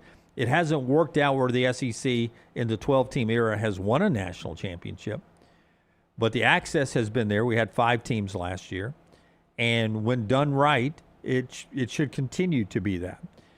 And I'm to a place where I'm good for the automatic bids. I'm okay keeping the SEC championship game and having this play-in Saturday where 6 plays 3, 5 plays 4, and then 1 plays 2. And we keep an SEC champion. We crown our champion that way. That is something to play for. And then you get the best possible ride in the upcoming playoffs, a bye or whatever that would be for winning the conference. So it doesn't have to go away. It would have to be tweaked. But I don't think we've been suckered into anything. I think it's only benefited the SEC, and I think the SEC led the way to doing away with the old poll system, where truthfully the SEC got screwed more often than not. In the polls? A one-loss SEC team would be left out for 2 unbeatens who played lesser competition, or a 2-loss SEC team wouldn't be contending for a championship because there was a 0 or a 1 in lesser schedules in other conferences. So I don't think we were suckered into this playoff era. No. I don't know Brandon, but I respect Brandon. I don't know what the future of the SEC championship Let's go, game Brandon. is. You bring up the one thing that I think would save it is if it is part of this play-in weekend, which there again, I'll say I think your issue with that. Now, an expanded playoff, maybe all 6 teams are in. I don't know. No. You don't think there will ever be a situation where 6 SEC teams are in? Well, yeah. If you don't have the play-in weekend, but the play-in weekend to me is where you're only getting 4, and so that is it is win or go home. And as I've pointed out, the team that has earned the 3 seed playing a team that earned a spot outside the playoffs, that is a hard sell on those coaches and schools to say. You played all season long, and you've got yourself locked into the playoffs, but you've got to risk that in a one Saturday against the 6 seed. You look at it differently. How? The best way to look at it is you failed to get to the 2 seed, which locks you into the playoffs. You failed to get there, so you're a 3 seed. But you've got to play to get in. But if I'm the schools, I would say, why don't we just lock the top 4 seeds in and not play this extra game? How is that benefiting us? Because I run the risk of being the 6 seed. I get it. But I also, if I'm the 3, I want to be locked in and not have to roll the dice on. I don't want to have to roll the dice on an entire season of work on one Saturday. Brooks Forster helped me out here on last year's SEC standings at the end of the year. This is why, Brown. Okay. Last year's SEC standings, if you're locking in 3 and 4, when you did the tiebreakers, I think 3 through 7, am I right about this? Last year's SEC football standings, 3 through 7 was a virtual tie in the SEC. Let's see. 4 7-1 teams, 3 6-2 teams. So you have 4 7-1 teams. They were all locked in. Yeah. That's my point, is like 4-7 in Alabama, by virtue of the tiebreakers, was the 2 seed in that scenario because they ended up playing in Atlanta. They were the 1 seed, actually. The 1 seed, yeah, you're right. I'm sorry, the 1 seed. The way Jim's breaking this down is actually how my region in high school football used to do this the last week of the regular season. Well, if that's the way it happened in high school. No, the first 2 teams played for the region championship, and you had your second-place team from the South sub-region play the third-place team from the North sub-region, and then vice versa. And those were play-in games. If you didn't win them, you didn't make the playoffs. Yeah. But look at these standings. The chances of us having 4 7-1s we're more likely to have more 6 and 2s. No, you're right. I mean, you're more likely to have more 6 now and 2s. The tiebreakers are going to be deciding who's 3 and 4 going to your playoffs, but the tiebreakers between who's 6 and 7 is less penal to me. Who gets to play that play-in? All I'm saying is, if I'm Ole Miss and their coach bailed, so it's kind of a weird argument. If I'm Lane Kiffin and Ole Miss, and I'm like, now wait a minute, we went to Oklahoma and beat Oklahoma. That's how we ended up 7-1. And now I got to play Oklahoma again just to make the playoffs after I went to their place and beat them. I mean, that's a tough argument. That's a tough sell on me if I'm a coach. Yeah, well, tune in January anytime the NFL happens. Well, I know, but I'm not the NFL. Yes, you are. Mr. Committee. You keep saying you're not, but yes, you are. If I wanted to go to the NFL, I'd go to the NFL. One more thing before we get to Chris Lowe, being brought to you today by our friends at Innisfree. Our countdown to kickoff as we talk football is 148 days. When our countdown to kickoff this year brought to you by Innisfree. Innisfree. 148's the number today. Your game day tradition, Innisfree Irish Pub in Tuscaloosa and Lakeview. Irish-inspired pub food, all the great cocktails and beer there. The signature Irish gold sauce, and always a world-class atmosphere. It's at Innisfree, both at Lakeview and, of course, over in Tuscaloosa. And Brownie, our friends at the Birmingham Stallions getting ready. The Stallions home opener is coming up soon. You'll get your chance to pack protective and go watch Birmingham's home team, the Birmingham Stallions, coming off a Week 1 win. We'll see if they get a Week 2 win under head coach A.J. McCarron, the former Alabama great. The Birmingham Stallions back in Birmingham April 18th, and you can get tickets, UFLStallions.com, UFLStallions.com. Gucci Mane concert. The first 5,000 people get a T-shirt as well. UFLStallions.com, April 18th, 3 o'clock Central Time. Birmingham back home, UFLStallions.com. Remember yesterday I told you it's the first time since 1997 there's no Power 4 college football game on Thanksgiving Day. Same day it became official. Arkansas and Michigan State will play each other on Thanksgiving Day in basketball. So we're playing college basketball games leading in or coming out of. It was one of the most watched basketball games of the year this year. I forget who it was. It was on CBS. Arkansas and Duke, maybe? I think you're right. Yeah. It was on CBS coming out of the Lions game. The Lions game. CBS had the Lions game. And, you worked in TV long enough to know there are a lot of people that quit paying attention to the game and they just leave their TV on. So they may not actually be watching the game, but it gets a massive rating. Yeah. So we'll get some college athletics on Thanksgiving Day, just basketball, not football. Just thought it was going to be interesting. Izzo and Calipari next year on Thanksgiving Day. And Cal says yesterday that you will get Michigan State actually coming to Fayetteville the year after as part of their deal to play that game. So that's very interesting there. We'll talk more coming up with Chris Lowe about his tour around talking to SEC coaches, specifically Kirby Smart and Kalen DeBoer. That's in our next segment. Rookie debut today for Connor Griffin, 19-year-old Pittsburgh Pirate, who got locked in yesterday to a $140 million contract. He got locked in. People are saying these contracts for the 19-year-olds are all happening because a lockout is coming in December, and that there's likely on the other side of that lockout going to be a salary cap in baseball. So they're trying to get all these grandfathered in on this side. And the Falcons, before Brownie tells you about Lance'sLock.com, unveiled their new uniforms from the upcoming season. No surprise here that Matt Ryan now works in the front office, and they've dialed it back basically to Matt Ryan's old Super Bowl uniforms. A little tweak here or there, but they're bringing back the Reds with the black helmet. Not quite the Grits Blitz 80s era, but close. But more of what Matt Ryan wore his to the Super Bowl with Julio and the guys. Forrester's a Falcons fan. You like them, Forrester, or not? I like them. They're nothing spectacular, but at least they lost the ATL junk. Yep, that was bad. Yep. So those are gone, and that's the uniform for the Falcons coming up this year. Tell us about Lance's Lock and our friends at Hemphill. Yeah, Lance'sLock.com. Lance told you Major League Baseball has been an incredibly hot start for him at Lance'sLock.com. I think I don't have the updated number, but I know when he told us yesterday he had hit, 12 of the first 15, 11 of the first 15, something like that. Just an incredible start.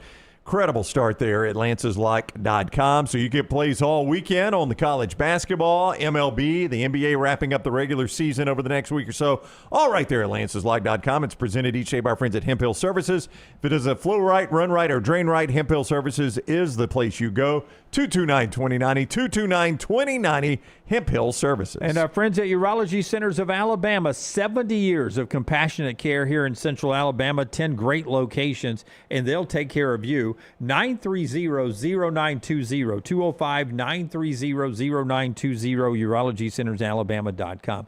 Everything from prostate health to kidney stones, everything in between. Also vasectomies. If you want to get wave the white flag, get a vasectomy, sit back and enjoy the Masters next weekend, they can take care of you for that. Testosterone treatments and all that. urologycentersalabama.com. Follow Dunaway on Twitter and Instagram at Jim Dunaway. I'm attorney Alexander Shinar, Alabama born, Alabama raised, and ready to fight for your rights. I have one of the largest firms in Alabama, and we are here to help you get the compensation you deserve. Call me, Alabama, 323-1000. Your representation is made that the quality of legal services being performed is greater than those of other lawyers. To everyone who craves a fresh meal made just for you, Let our team member Jacob share what's special about Culver's. In Wisconsin, our food comes from the heart, and taking the time to handcraft your meal with care is how we've always done it at Culver's. It's why your Butterburger doesn't touch the grill until after you order.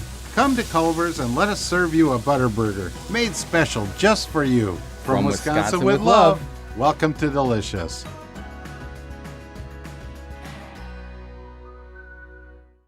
At Central State Bank, we are large enough to serve you and small enough to know you. Manage your money with ease, whether it's mobile banking, hassle-free checking, competitive loans, business solutions, or personalized financial advice. We're your hometown bank with big-time service. Visit us today and experience banking made simple, because at Central State Bank, you come first. Member FDIC. Hey, there's nothing worse than waking up to a plumbing problem. Don't get caught in a flooded house. Call the guys at Hemp Hill Services. Adam, Chad, and the team at Hemp Hill are the only ones I trust to fix it and fix it right the first time. Hemp Hill Services does it right and always at a fair price. For all of your plumbing, cooling, and heating needs, trust the name that Birmingham has trusted since 1954. That is Hemp Hill Services. Call now, 205-229-2090. That's 205-229-2090. Stop by the New York Butcher Shop and pick up the finest in certified Angus prime beef steaks and burgers, premium pork chops, ribs, and all-natural chicken cut to order just for you. Their chef-prepared entrees and side dishes are the perfect dinner-to-go choice for your family and are ready to heat at home. With a great selection of fine wines and desserts, the New York Butcher Shop is your one-stop dinner shop. 2 locations to serve you, Cahaba Heights and on Highway 119 in Greystone. The New York Butcher Shop. Rare quality, well-done service. Hey, let me tell you about our friends at Urology Centers of Alabama. Compassionate and comprehensive urological care with 35 physicians, 17 locations across Alabama. Their patient-centered approach to all of your urological needs. Remember, they've got that new men's health center. It is beautiful, helping men with a wide range of sensitive male issues in a comfortable environment. You can always go online, visit urologycentersalabama.com, schedule an appointment with one of their many urologists today. Remember the name Way to Wellness if you're battling weight loss in your life. I'm Jim Dunaway from The Next Round. There was a time I was over 216 pounds until Way to Wellness helped me lose 45 pounds, and now for over 2 years, they've helped me keep that weight off. Here's their website, aplanforme.com, aplanforme.com. That's a great name for a website because there's no cookie-cutter plan. Everything is designed specifically for you. No contract, no sign-up fees, and your first consultation is free at Way to Wellness. When you think of Birmingham, it's hardworking people that go out each and every day to provide for their families, and that's how we want our team and our play on the field. Join us April 18th as we take on the Orlando Storm. United we ride. Ain't no party like a Dega party. The noise, the chaos, the will to survive. The biggest, boldest, brashest, fastest, and most intimidating track in all of NASCAR. Only one place calls that home. At Talladega, anything can happen. And at this super speedway, everything usually does. Hell yeah, boys! NASCAR weekend at Talladega Superspeedway, April 24th through the 26th. Get your tickets now at TalladagaSuperspeedway.com.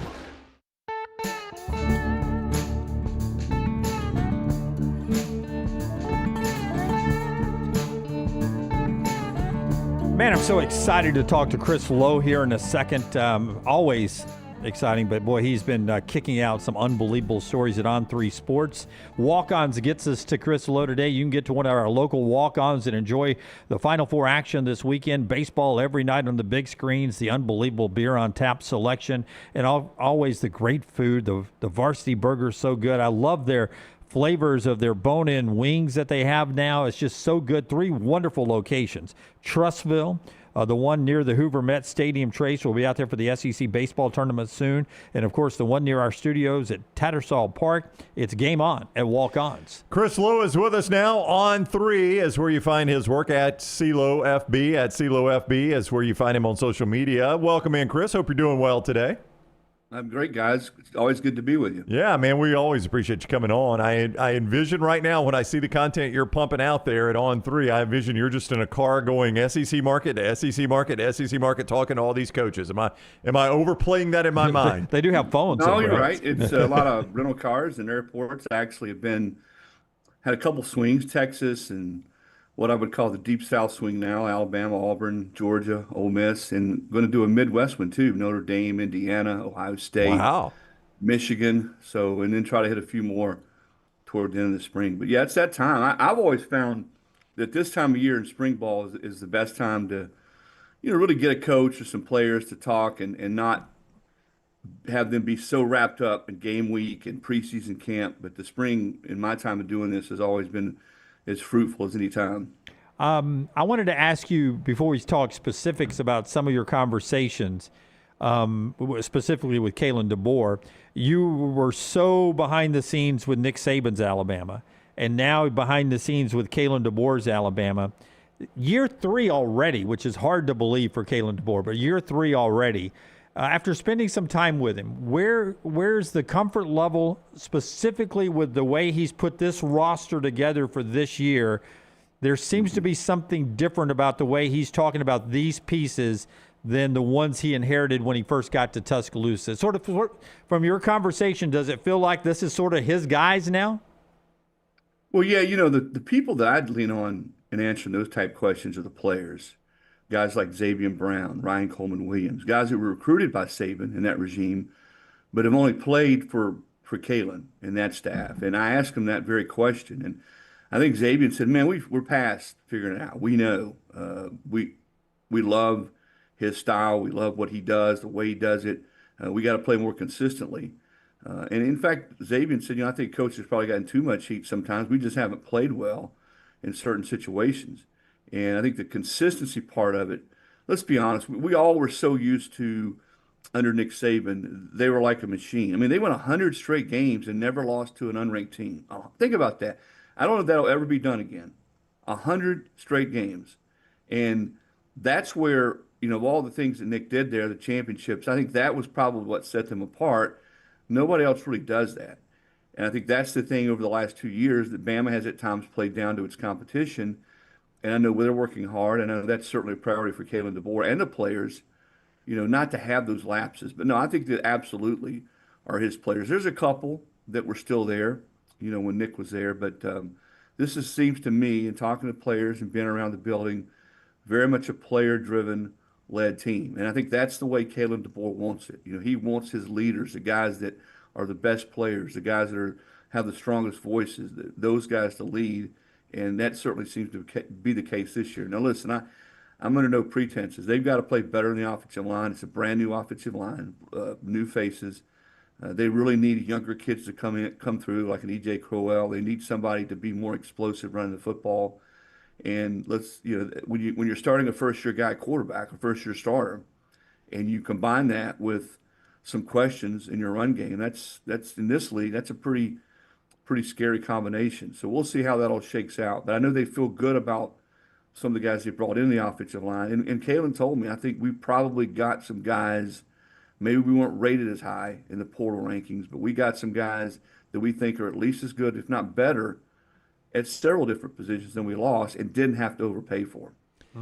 He told you, Kalen DeBoer did, that he was aware of the type of noise you would find in an Alabama program and in a scrutiny like that. Do you think any coach can really understand what it is like to be a coach at an Alabama or Ohio State until they actually do it? No, and he sort of admitted that to me. He knew what he was getting into, but you're exactly right, right? I mean, anything like this, I equate it now. It's not like being a fireman, but none of us know what it's like to be a fireman running into a burning building until we actually do it. And Alabama, on a football scale, coaching football at Alabama is similar to that. I think he was, I won't say taken aback, but as loud as it got after that FSU game last year, loss, and just how dispirited Alabama looked, I think that was eye-opening. I think that was probably a little bit, whoa, okay, this is what everybody said it was. But to his credit, to that team's credit, they responded to that and played really good football the rest of the way until right there to the end of the season when they were beaten badly. I think both those teams, Georgia and Bama, were sort of on fumes in that SEC championship game. Georgia handled it a lot better than Alabama. And Bama, to its credit, went and won a playoff game. So he felt, listen, inside that building versus outside the building, he feels like they took a step last year. And I would tend to agree with him. You go to the playoff and you win a playoff game, you get to the SEC championship game. From your first year, replacing the greatest to ever do it, that's not a bad second year. Now, we'll see what they can do in year 3, and we all know that it's at least you got to get to the playoff. And I'll say this is not just for Kalen and Alabama. Fans in the SEC, you better strap in pretty good because this is a brand new ball game with 9 league games. There's going to be a lot of really good 3-loss teams, maybe even 4-loss teams in this league. They're going to be sitting home during the playoff. Yeah, and I was talking to a friend about that the other day. It's a statewide mourning when Alabama loses a football game, and we've got to get used to 2 losses is okay because you're still going to be in the playoffs. And you got to change your whole mindset. Chris Lowe's with us. The conversation you had about the Michigan opening, and I'll throw Penn State in there. Do Alabama fans just have to buckle up while Kalen DeBoer's there, at least early on in his tenure, much like they had to early on during Nick's tenure? That if Notre Dame opens up this year, if USC opens up this year, that Kalen DeBoer's name's going to be mentioned very high in that search? You know what the irony of it is, and I know you guys it's resonated with you guys, is that there was all this quote-unquote noise and has he the guy, is he a right fit? I'm sure you guys heard that ad nauseum, right? Yes. Well, 2 of the biggest brands in football were interested, Penn State and Michigan. So I guess the guy can coach a little bit, right? I think Penn State was not, I don't know that it was real per se. Michigan was real. Michigan wanted him. He was their guy. They were going to open the checkbook. He knew it. Certainly there were conversations had outside. This says a lot to me about Kalen DeBoer, and we've seen it work the other way. He just absolutely was not going to engage with them while his team was getting ready for a playoff, and he didn't. And I've talked to several people who told me the same thing. Now, we know how that world works, that outside of him, Michigan's got to contact somebody, his agents, his representatives, and certainly Alabama and Greg Byrne were well aware of what was going on, but he did not lose his focus. His team didn't lose his focus, and they went on the road. Let's remember this. We all have short memories, and I'm guilty of that sometimes. They went on the road, got behind with all that's going on to Oklahoma, tough place to play, and they came back and won the football game. So I don't think it had much of an effect. And, of course, a week later, by that time, the timetable was such, Michigan hired Kyle Whittingham. But I've gotten to know Kalen pretty well, and I think people that know him a lot better than me will tell you this, and he told me this. He could not look his kids in the eye and say, hey, I'm going to talk to this team. I know we're getting ready for a playoff.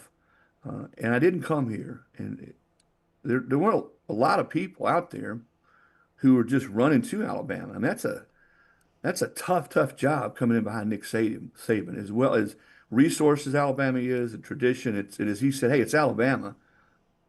I don't think he could have ever lived with himself had he turned around and left after 2 years. And I think that's what it got down to. And he feels like there's a lot more out there. He understands the stakes. He understands the pressure. I was kidding. I don't have a lot of hair either. He's lost about all of his hair. And he's down, gosh, I don't know, guys. He's down 30 pounds or more. I said, you look like you're in cornerback shape. He said, no, he's just not eating as much. But that job takes a toll on anybody. But I think his demeanor and his makeup, the way he goes about his life, probably equips him as much as anybody, because he is not an up and down guy. He is not a guy that's out there on the periphery. Everything that's said about him or his team, he's going off on the media. He's able to sort of lock in and focus on what's important. I know there's a lot made about he doesn't get in guys' grill enough. He's not emotional. I think when you go watch him practice, and I have, you see a little bit different side of him. So I do think his makeup, he's equipped to do this. But what is going to be deemed a successful third and fourth year, you guys probably know that better than me. Is it just getting to the playoff? Is it making a deep run in the playoff? Or does he have to win a national title in the next 2 years? I think we know what the standard has been there over the last 20 years. but I think we're also in a different era. And Nick would tell you the same thing. I was with Kirby Smart yesterday. He'll tell you the same thing. You don't stockpile the kind of talent that Alabama and Georgia did during their run. You can't do it anymore in this era of NIL and the portal. Chris Lowe is with us at CLOFB. Is where you follow him on social media. You read his work and see his work at On3 now, On3 Sports. He's on the Alexander Shinara Trial Attorneys Hotline. In your visit with Kirby Smart, he addressed this. Greg Byrne separately addressed it in an interview with USA Today and AL.com. If Chris Lowe was a doctor on the pit and the family of the SEC championship game was in the waiting room, how long would you tell them their family member had left to live? A couple years, maybe. I don't see it lasting long term. And I've said this. That's sad for me. I go back to the first one. I know what a staple it's been for the league. I think back to our dear friend Roy Kramer and having all those conversations with him. And it's funny that these conversations are happening now. Greg comes out and says that Kirby agrees in part. I don't think he just wants to do away with it. He's not there yet. But he says, listen, if we're going to expand and we can play that weekend in a playoff game as opposed to playing in the championship game in the conference, okay, I'm okay with that. But you remember when we first went down this road 30-some years ago? I'll never forget Steve Spurrier. I remember talking to him about it. He said, we're never going to win another championship in this league. Never going to win another national title. It's a bad decision. And really, that game in a lot of ways took the conference to another level and became, Mike Slive told me once, it's the second best game in college football behind the national championship game. And think of all the teams that came through that game that won. And I would say probably only strengthened them that year that stretch when the league won, 7 straight national titles. There was a bunch of different teams. There's so many good things about that game. And I know you guys have been to it a ton. I have. I hate to see it going away, but things change. Landscape has changed. And if we do go, and I think at some point we'll surely get to 16, maybe 24, to work in that many games, it's going to be hard to play a conference championship game. So I do think, I think a year or two or whatever. Hey, here's the short answer. Whenever the SEC and Big Ten can agree on anything. Yeah, that's right. Probably when it's going to go away. Now, is that ever? You guys tell me. They haven't been able to agree on much of anything to this point. And the key there is they got to agree. For the playoff to expand, they have to agree on a format.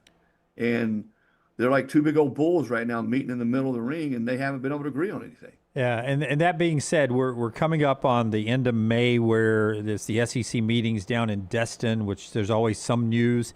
And it always looks like Greg Sankey, like his predecessors, it always looks like everybody's on the same page in Destin when they come out. And last year it seemed like everybody was on the same page about 9 games, and we need to go to 9. Let's do this. And as the season went on and we didn't expand to 16 and all that, it seems like we've had some frazzling of the coaches. Where are the coaches in the league right now? Do they feel like they were duped into this 9-game schedule? Or are they still happy with 9 games, or do they wish they could throw this thing in the reverse? Yeah, when are coaches ever happy? And I saw Mike Elko and I said, what's the right number? He said, for the sport or for us? He said, for us, 50, if you're a coach. The sport, he said, I don't ever want to get to a point to where the regular season is diminished.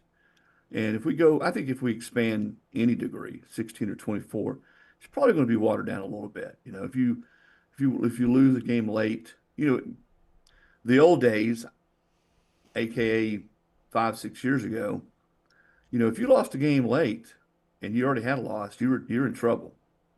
And it's really not like that anymore. The coaches they didn't want 9 games. They still don't want 9 games. They understand the rationale. But yes, to answer your question, every one of those guys thought they were going to 16 teams in the playoff. And that was sort of the way it was presented. I think Greg Sankey thought. He told me, I was with him in Nashville at the tournament, that they want to go to 16 teams. But he also bites back a little bit and says, hey, there were, 4 years ago, this same discussion was had, and the consensus in the room was that we need to go to 9 games in the league. And so I don't think he necessarily buys into the narrative that they were somehow played or duped. But yes, he thought it. The coaches thought it. And I think there's going to be there's going to be some type of compromise, and maybe you go to 16 teams for X number of years with a written agreement that you work toward getting to 24 and play. If you've looked at the proposal from the Big Ten, you play 2 straight rounds of games on campus sites, which I actually like. That's the part of the 24-team proposal that I really like. It would be really cool to see, and great for those communities. Imagine in Tuscaloosa if you got a couple of straight weeks of playoff games on campus, or anywhere, Baton Rouge or Athens, Georgia. I don't know that I like the number. That seems like a lot, and you're going to have to start earlier. You're going to probably only have to have 1 bye week that year. And if you're playing as many games as you have to play now, because you still, even in a 12-team format, you have to play potentially 17 games. If you don't, let's say if you get to the SEC championship game and lose it, and then don't get a bye, that's a lot of games, especially if you only have one bye week. All right, he is Chris Lowe on 3 at CLowFB is where you follow him on social media, touring the SEC and pumping out a ton of content from all those conversations. Thank you for the time, Chris. Safe travels, buddy. You bet, guys. It's always good to catch up. Yep. Take care. Yep, always good to see you. Thank you, Chris, with us on the Alexander Shinara Trial Attorneys Hotline. And all the stuff, we didn't get into everything Chris is writing out there. It's just every day there's great content coming out. So go and check it all out. On 3 Sports is where you find Chris now after years and years with ESPN. And it's fantastic. Our show being brought to you in part today by our friends at Inverness Country Club. Brownie, LT always says, you out there today, Brownie? We got the logo on, man. I'll be out there at some point today. Inverness Country Club, ICCalabama.com is the website you go to for Inverness Country Club. If you're looking for a country club home in the Birmingham area, Inverness Country Club is a place I would recommend. For the best part about it, the course is fantastic. I love playing the course. Clubhouse is beautiful. It's terrific. The food is wonderful. I took food home for dinner for the family last night. That's how good it is. The wife was like, why don't you just bring something home from the club for dinner? I was like, happy to do that. Tennis facility is being remodeled right now. But the best part about it is the people. The people in Inverness Country Club, just genuinely nice people. I've had a tremendous time getting to know the membership there. You can be a member as well. Call Aaron, set up a tour, 205-991-8608. 205-991-8608, and see more at ICCalabama.com. The best days start at Inverness Country Club. In our next segment, a couple of beefs going on in college football. One involves Curt Cignetti, one involves Brown's favorite billionaire. 2 different beefs. We'll get to that coming up in our next segment. Before we wrap up this hour of the show, I'll tell you that last night in the college softball, number 1 Texas was in Tuscaloosa, starting a 3-game series against number 4 Alabama. Texas won 9-1. Same 2 teams tonight and tomorrow. Big wins for both Alabama and Auburn in college baseball yesterday. Number 16 Alabama beat number 11 Oklahoma. I mean, just look at the schedule you got to play. That's insane. Number 16 Alabama beat number 11 Oklahoma 10-7. Number 11 Auburn beat number 15 Arkansas 10-2. It's just every game is a battle of top 25 teams. Alabama's next 2 series after Oklahoma are at home against Arkansas and at Texas. And Texas is, you mentioned the number 1 in softball. They've been right around 1 or 2 in baseball all year, too. Yeah, so that's insanity there. College basketball, though, we're at the Final Four in Indianapolis, open practices and all that. Cut 5, Tyler, if you will. Brad Underwood is the head coach of Illinois. Alabama beat them earlier this year. In Chicago at the United Center. And they have gone on and made it to the Final Four. With 5 players, the Balkan 5, and I think they have 7 international players, but 5 of them from Eastern Europe of descent. And they played a little, as a lot of international players, 888 of them in Division I basketball. They play abroad, and a lot of them get paid to play abroad. Charles Bediako was big news for Alabama and in college basketball this year because he had played in the G League even this year, and then came and played for a few games with Alabama. Brad Underwood yesterday on the biggest stage in college basketball gets asked to explain the difference in his opinion from pro basketball with his international players and those that have played in the G League. Could you kind of explain the difference between that kind of pro ball and the kind of pro ball that would be like the G League or something that's kind of under the microscope here about whether those players should be able to play in college. Theirs is just clubs. Those are and people forget our guys are young guys. I mean, it's Mikhailo's the oldest, but David Merkovich just turned 19, and the one thing that I think that we can't lose sight of is high school kids are getting NIL now. We're getting that in college, and they don't have an opportunity to play at the university level. They're put into a system that allows them to play at the club level and on their junior teams and develop. And I think that's the main difference. But I'd argue in today's world, we're all these kids are finding opportunities that allow them to receive compensation. It was a good answer. I guess. I don't know. The fact that the high school kids now, a lot of them are getting paid, not in our state in Alabama, but I think the numbers into the 40s now of high school NIL allowed. Alabama's not one of them. It will be before long. It will never stand up in court if it ever gets tested, so you may as well go ahead and do it. When you set up the question, that was not I don't know if that was the spirit in which the question was asked. It was not the spirit in which it was answered. I wanted to hear him compare the level of play. I know they're club teams, and listen, trust me, I've had a million people tell me they don't have college basketball over there. This is their only option. Yeah, I've heard that a million times. I would like to know the G League, because you've said it before, and I don't know that we even know this. We're just speculating. But the highest level of European basketball, probably better than most of the G League teams. Yes. I don't know how often these guys are getting the highest level, though, and I don't know what the levels are. Have you watched a G League game before? No. Well, I went to one squadron game. Did you watch the game on the court? Not particularly. No. Yeah. It's played. It's a worse version of the NBA where we get a lot of ISO. We get a lot of 3 miss, rebound, kick out, 3 miss, rebound, guy brings it up, 3 miss, 3 hit, inbound, guy 3 miss. Like I watched the other night. Inbound put back. Because I just wanted to see what it was about. The San Diego Clippers, which caught my attention because that's what they were before they were the LA Clippers, but it's the G League team of the Clippers. We're playing the Lake Town Lakers, which is the Lakers G League team. So it's Clippers-Lakers G League team playing at the Lakers facility. They don't even play it in a big arena. Is there a crowd there? Or is there is. There's probably 500 to 1,100 people. Yeah. I don't know if there were anybody on this side of the court, but it looked like a average attended high school game. That's probably better than most of the G League teams get, honestly. And so I watched it for about 5 minutes. And the big guy from Gonzaga, what was his name? Timmy? Yeah, Drew Timmy. Was slugging it up and down the court for the Lakers with a headband on and everything.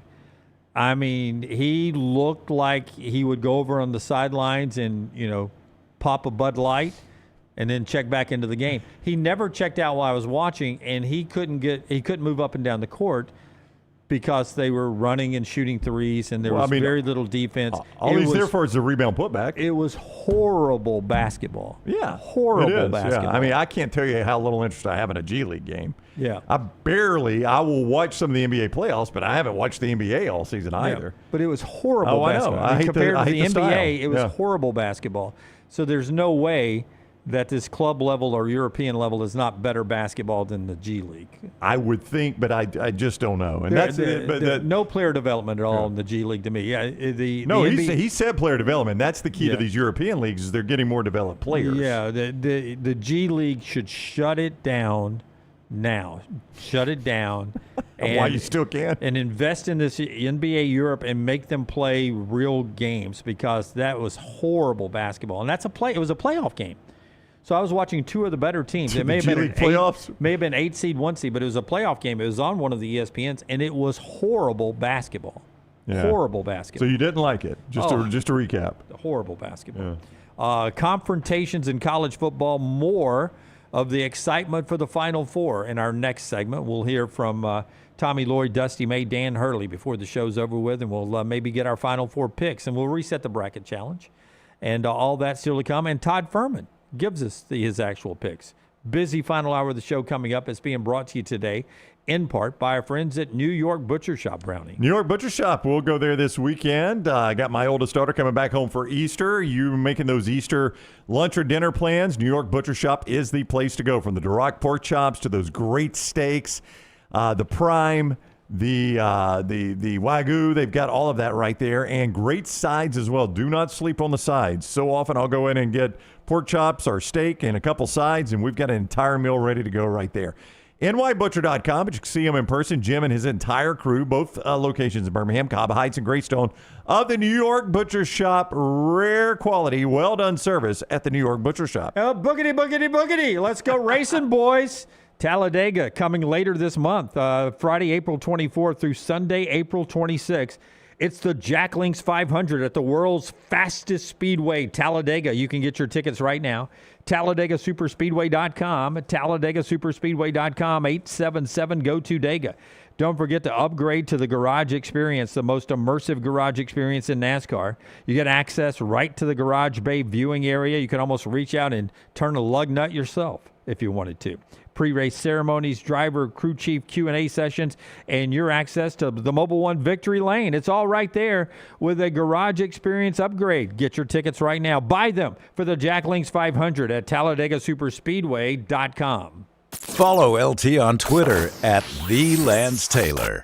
I'm attorney Alexander Shinar, Alabama born, Alabama raised, and ready to fight for your rights. I have one of the largest firms in Alabama, and we are here to help you get the compensation you deserve. Call me, Alabama, 323-1000. Your representation is made for quality legal services being performed is greater than those of our lawyers. To everyone who craves a fresh meal made just for you, let our team member Jacob share what's special about Culver's. In Wisconsin, our food comes from the heart, and taking the time to handcraft your meal with care is how we've always done it at Culver's. It's why your Butterburger doesn't touch the grill until after you order. Come to Culver's and let us serve you a Butterburger made special just for you. From Wisconsin with love, welcome to Delicious.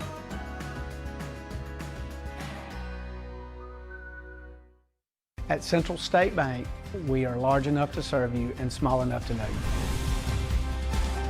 Manage your money with ease, whether it's mobile banking, hassle-free checking, competitive loans, business solutions, or personalized financial advice. We're your hometown bank with big-time service. Visit us today and experience banking made simple, because at Central State Bank, you come first. Member FDIC. Sterling and the fine folks at Champy's Chicken on Highway 119 in Alabaster want to welcome you in for a great lunch or dinner starting at 11 a.m. every day. Chicken that's brined overnight and cooked to order, and the taste of the Delta with those Delta recipe tamales. Champy's is perfect for all your tailgating needs this football season. You can also choose Champy's for your next party, wedding, or birthday. Great food, great people. Champy's Chicken on Highway 119 in Alabaster, and everything online at champyschicken.com. Hey, let me tell you about our friends at Urology Centers of Alabama. Compassionate and comprehensive urological care with 35 physicians, 17 locations across Alabama. Their patient-centered approach to all of your urological needs. Remember, they've got that new men's health center. It is beautiful, helping men with a wide range of sensitive male issues in a comfortable environment. You can always go online, visit UrologyCentersAlabama.com, schedule an appointment with one of their many urologists today. Remember the name Way to Wellness if you're battling weight loss in your life. I'm Jim Dunaway from The Next Round. There was a time I was over 216 pounds until Way to Wellness helped me lose 45 pounds, and now for over 2 years, they've helped me keep that weight off. Here's their website, aplanforme.com, aplanforme.com. That's a great name for a website because there's no cookie cutter plan. Everything is designed specifically for you. No contract, no sign-up fees, and your first consultation is free at Way to Wellness. Hey, there's nothing worse than waking up to a plumbing problem. Don't get caught in a flooded house. Call the guys at Hemp Hill Services. Adam, Chad, and the team at Hemp Hill are the only ones I trust to fix it and fix it right the first time. Hemp Hill Services does it right and always at a fair price. For all of your plumbing, cooling, and heating needs, trust the name that Birmingham has trusted since 1954. That is Hemp Hill Services. Call now, 205-229-2090. That's 205-229-2090. When you think of Birmingham, it's hardworking people that go out each and every day to provide for their families, and that's how we want our team and our play on the field. Join us April 18th as we take on the Orlando Storm. United we ride. Ain't no party like a Dega party. The noise, the chaos, the will to survive. The biggest, boldest, brashest, fastest, and most intimidating track in all of NASCAR. Only one place calls that home. At Talladega, anything can happen. And at this super speedway, everything usually does. Hell yeah, boys! NASCAR weekend at Talladega Superspeedway, April 24th through the 26th. Get your tickets now at TalladegaSuperspeedway.com. Jim Dunaway, Lance Taylor, Ryan Brown. Live from the Birmingham Racecourse Casino Studios, the next round, presented by Bud Light, is on now. All right, some controversies in college football. Little spat, battle. Being brought to you by our friends at Champy's Chicken this final hour, champyschicken.com, Highway 119 in Alabaster. Go by and see Sterling and the crew there.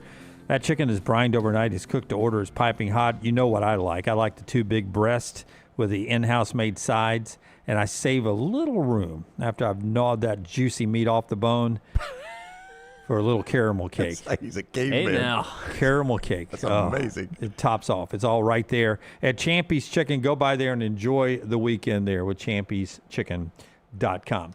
All right, let's do controversy without sound bites first. Billionaire versus conference commissioner.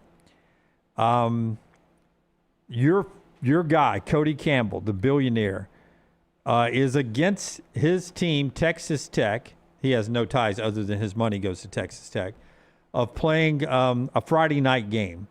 It looks like Texas Tech Houston, week 3, is going to move to Friday night.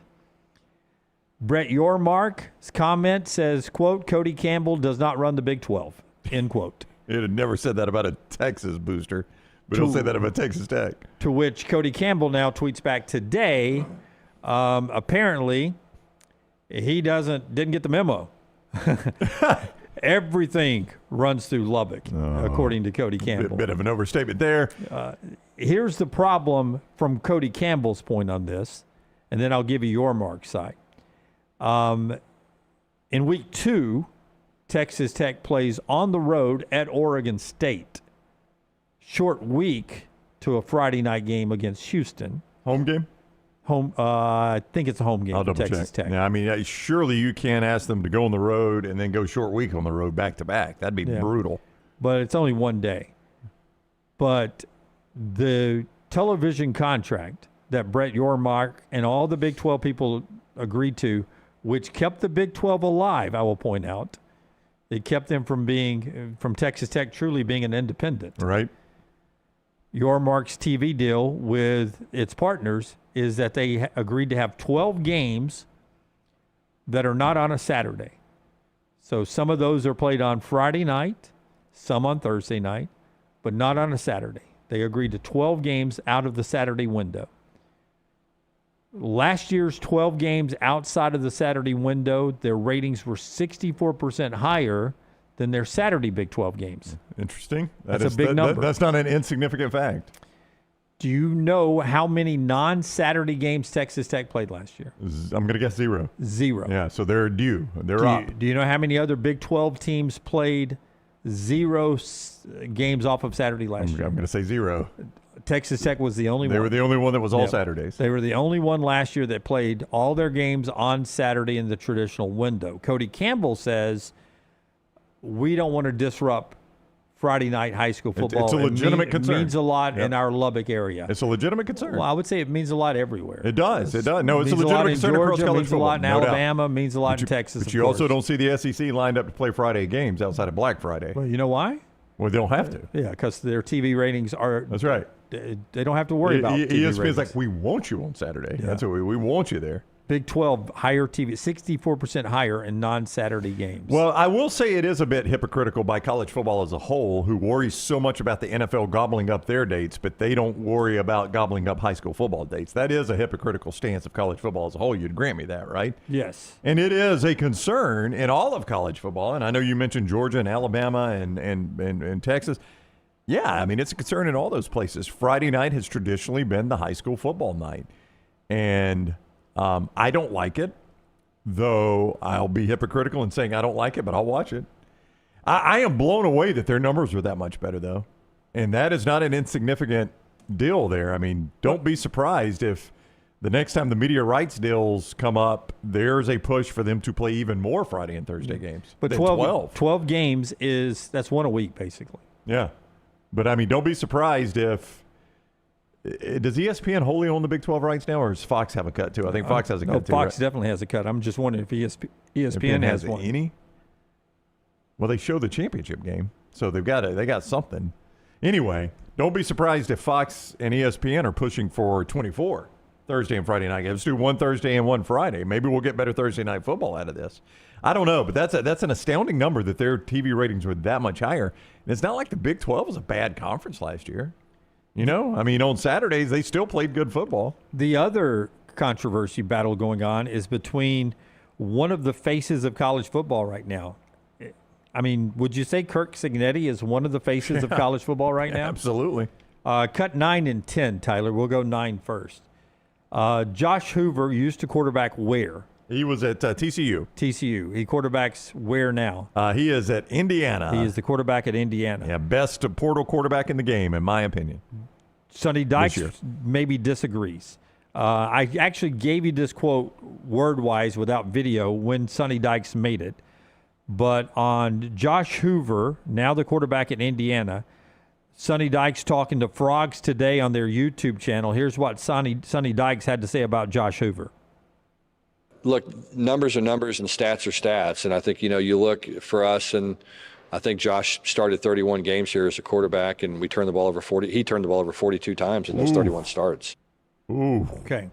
I gave you that quote last week verbally without the sound. So Indiana has started spring practice. Josh Hoover is QB1. Kirk Cignetti is the kind of guy that is going to defend his guys and his program. Kirk Cignetti on Josh Hoover with a little clap back at Sonny Dykes. I'm excited about Josh, first of all. Let's be clear about that. And he's got a body of work in terms of winning football games, passing yards, touchdown passes. Got to clean up some of the turnovers, obviously, which Coach Dykes made light of. But, when Josh got here, he met his two new best friends, great defense and a really good run game. And he was never the same after that. Wow. Wow. And a wink at the end. Shot right back at Sonny Dykes. And a wink at the end. That was a kind of a bad look by Sonny Dykes. Don't you agree? 31 games, 42 turnovers. Well, but here's what jumped out at me. Tyler, could you go back to the Sonny Dykes? Just listen to when he says, he's about to say we turned it over, and then he changes to he turned it over. He made it super personal. Numbers are numbers and stats are stats. And I think, you look for us, and I think Josh started 31 games here as a quarterback, and he turned the ball over 42 times in those 31 starts. That's where it started to sound like sour grapes on me losing my quarterback to Indiana. He turned it over 40 times. I mean, that was. Well, what you're probably going to find is that TCU had more turnovers than 42. That some of those were Josh Hoover fumbles and some of those were Josh Hoover interceptions. We had 34 interceptions in 2 seasons, 11 in 2024, and that would have been a lot. 24 turnovers, 11 in 2024, 13 in 2025. Higher than you would like, but not like, oh my gosh, what are you doing? 24 interceptions. I don't know how many times Josh Hoover fumbled. That'd be a lot of fumbles if he got 16 fumbles. Yeah, it would be. All right, let's do our 4 downs today, brought to you by our friends at Central Alabama Asphalt. 4 downs, Tyler, after Brownie tells you about Central Alabama Asphalt. Yeah, Central Alabama Asphalt and Construction. That is the company when you're riding around and you see in the state of Alabama and Central Alabama some of these major state of Alabama federal government municipal roadway projects. It is probably Central Alabama Asphalt and Construction doing those jobs. Now, when you see that they get big jobs like that, you're thinking probably, well, my job's too small for them. Not the case at all. They've got an entire division dedicated solely to things like driveways, parking pads, parking lots for churches and community centers and stores. It is the same crews, the same quality, the same no-excuse standards as well. No matter the size, to get an estimate, call them at 205-349-0910, 205-349-0910, or visit them on the web, centralalabamaasphalt.com. First down. Off of the conversation we just had at TCU and Indiana, which happens first? TCU makes a college football playoff or Indiana misses a college football playoff? I'm going to say Indiana misses. Sonny Dykes oddly got a contract extension today. I say oddly just because we're randomly talking about him. Oh, he did today? He did today, yeah. Oh, wow. That happened. It went down while we were talking to Chris Lowe. A contract extension for Coach Sonny Dykes. I think a 3-year extension. I don't have any financials, but. Do we still know his representation? We don't? We do not. I thought we did, and I was pulling for him, and I really didn't like pulling for him. And then I found out, no longer. Have to pull for him so anymore. I don't have to pull for him anymore. So I'm going to say Indiana misses the playoffs before TCU makes them again. Now, the weird thing about that is the Big 12 is so wide open, and, the Big 12 champion is going to go every single time. And if we expand it, you're going to get 2 in there. So being in the Big 12 championship game could get you in there. But I'm still going to say Indiana misses. Indiana's not going to make it every year. And I just think it's a road way too long for TCU to make it back. It was the most perfect alignment of the planets that even got them in the national championship game or in the college football playoffs the first time. Yeah, with TCU. Yeah. Let's do second down. Second down. Another thing we've been talking about a lot today is SEC championship. Greg Byrne saying that ship has sailed. If I put the over-under at the number of SEC football championship games we play in the future at 1.5. I would take the over, but not much over. I think it'll be 2 more. Chris Lowe said 2. He said 2. And I think Chris is saying that because I think he probably is assuming at some time in this offseason, and I'm not sure when the mandatory meetings are again. They've got these meeting windows. At some time in this offseason, I think they'll finally probably come to a conclusion. Or an agreement, I should say.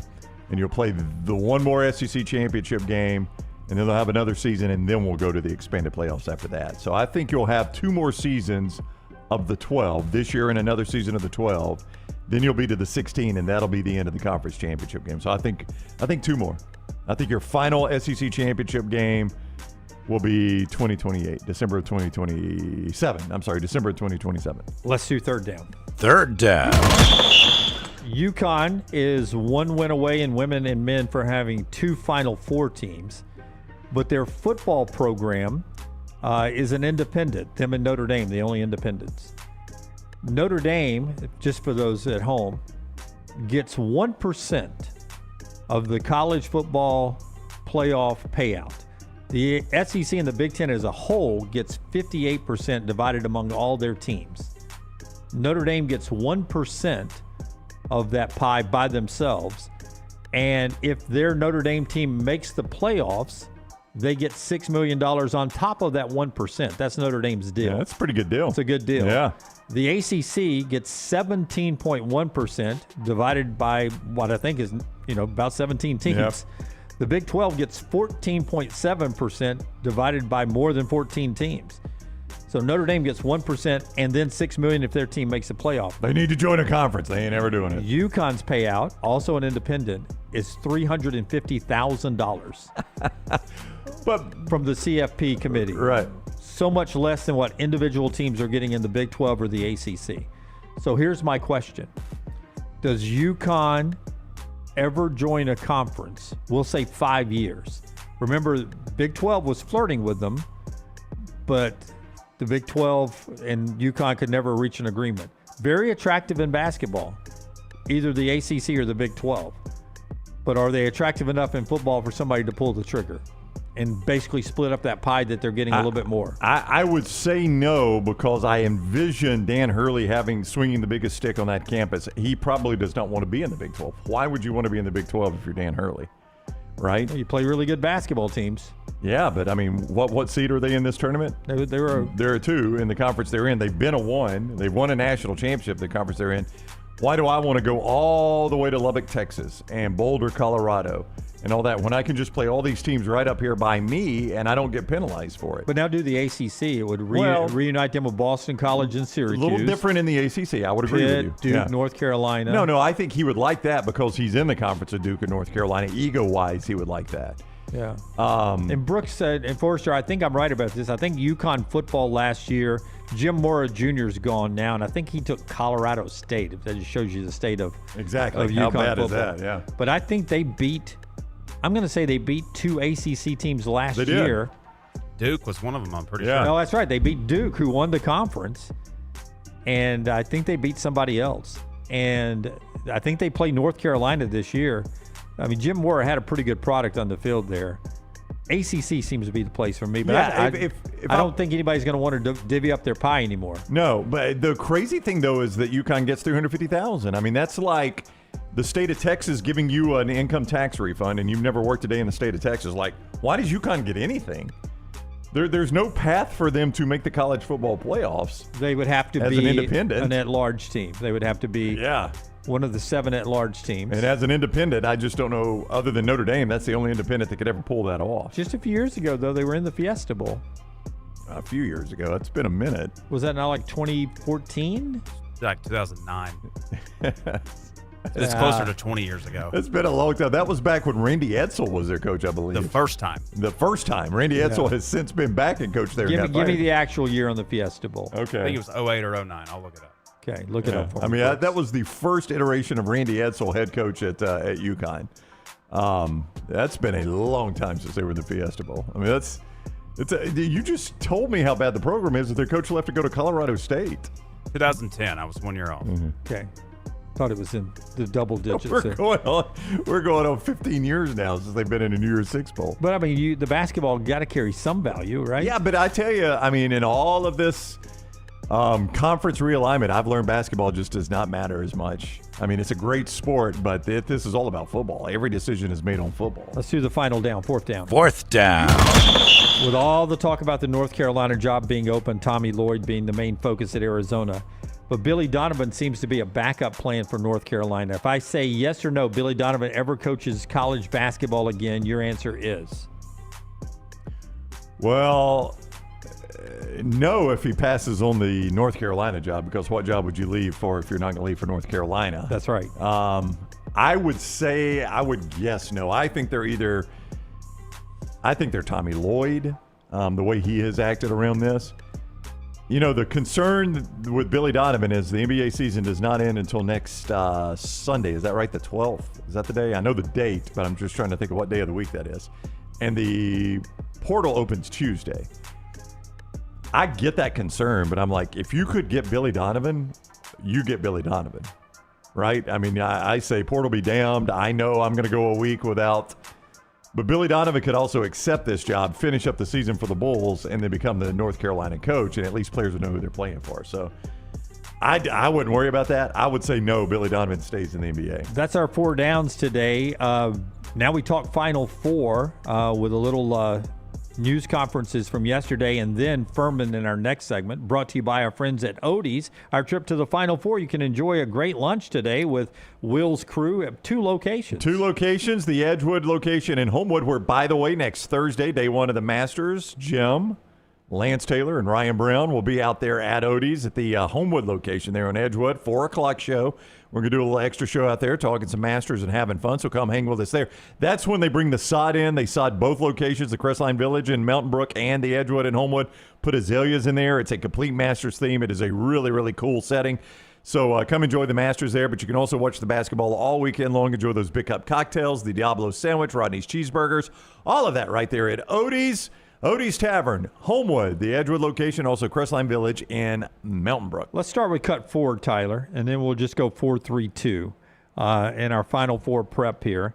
We'll go Dan Hurley first, head coach at UConn. It's really the other game on Saturday. It's the first game. It's at 5 o'clock, but it's the opening act. This is like the first time I ever saw the Rolling Stones, and the Counting Crows was the opening act, and nobody was in their seats. And lights up. Really, I was there to see Counting Crows at Legion Field because I loved Mr. Jones. Mr. Jones. Yep. Mr. Jones and a couple other great songs.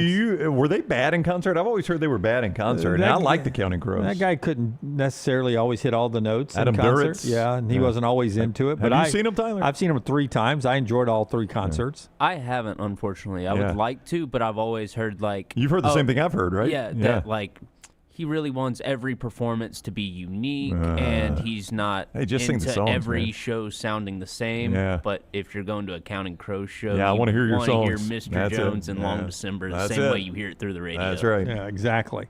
So this game's the opening act, Illinois and UConn.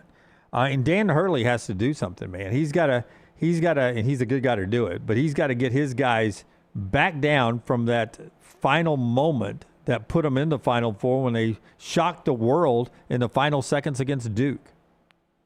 We got a shock. I mean, listen, I've been shock coaching since really Tuesday. I had to let everyone enjoy it. I couldn't come in on Monday like a cold, damp blanket and just start destroying people on Monday. I mean, that just would have been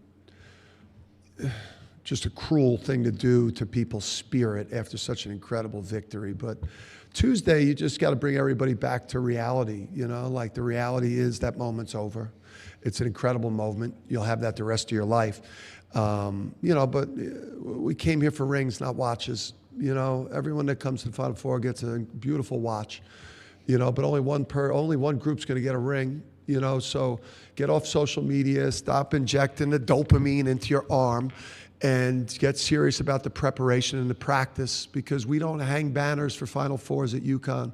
We hang national championship banners, and if you want to hang a banner, you got to get your eyes off social media, get your face out of the phone, and get locked in on Illinois, because, you know, Illinois is one of the best teams in the country, and they're as big a threat to winning this tournament as any of the 4 teams. Boy, I don't know if that was a figure of speech or true, but it is a heck of a flex if they don't hang a Final Four banner. I mean, every school in America hangs Final Four banners, but they have been to a lot of them, and they cash in on most of them. Just about every school in America. I don't know if Duke does. Okay, just about every school in America hangs Final Four banners. I mean, and obviously they we should. do in Tuscaloosa and Auburn. Well, yeah, absolutely. You should. You've been to 3 combined. You ought to be hanging Final Four banners.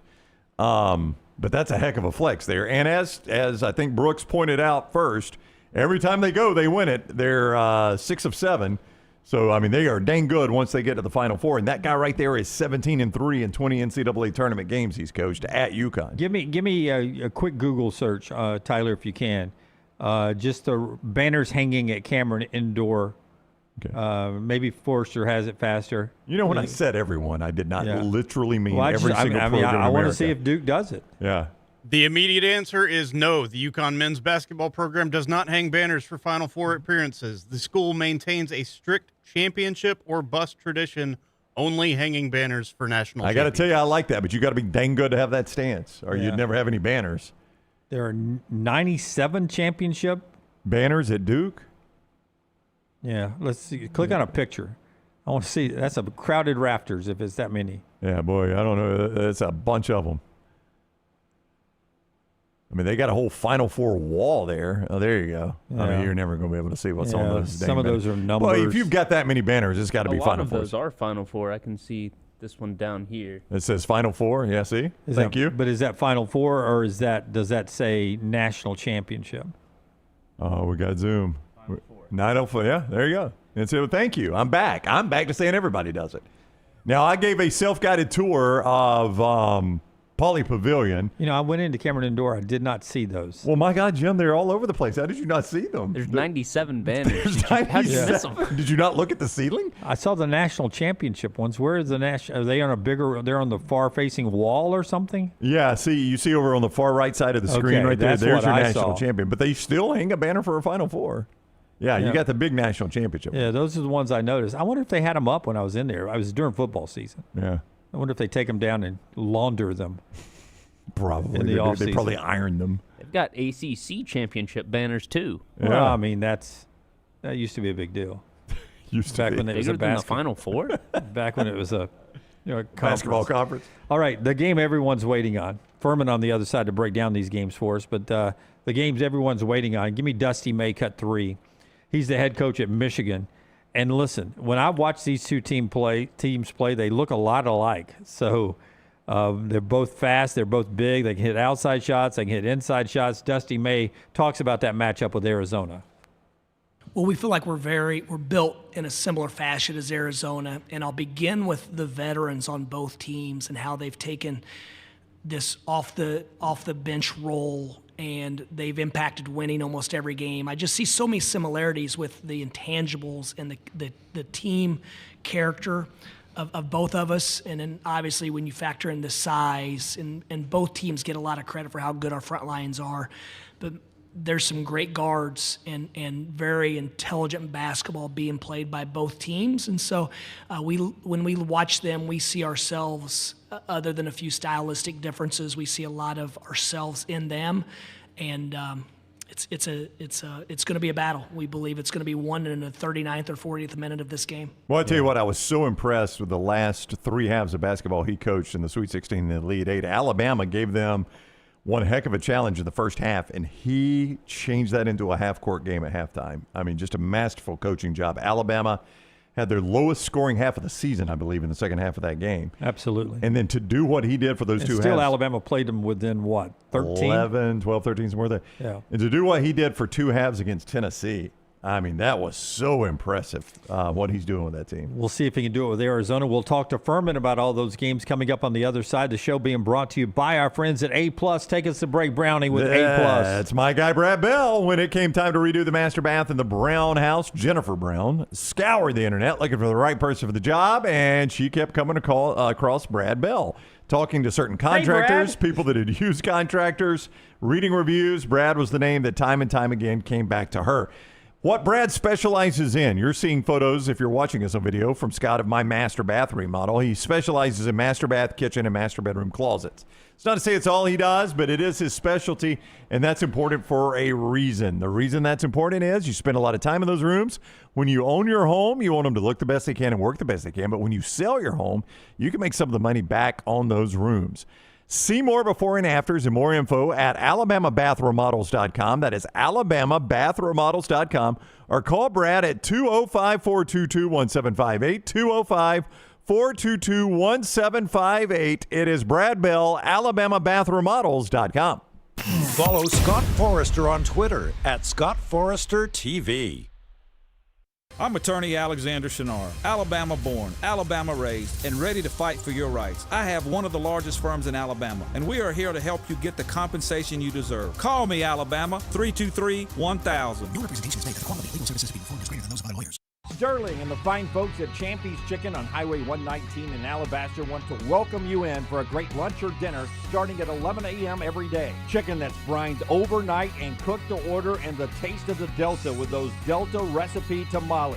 Champy's is perfect for all your tailgating needs this football season. You can also choose Champy's for your next party, wedding, or birthday.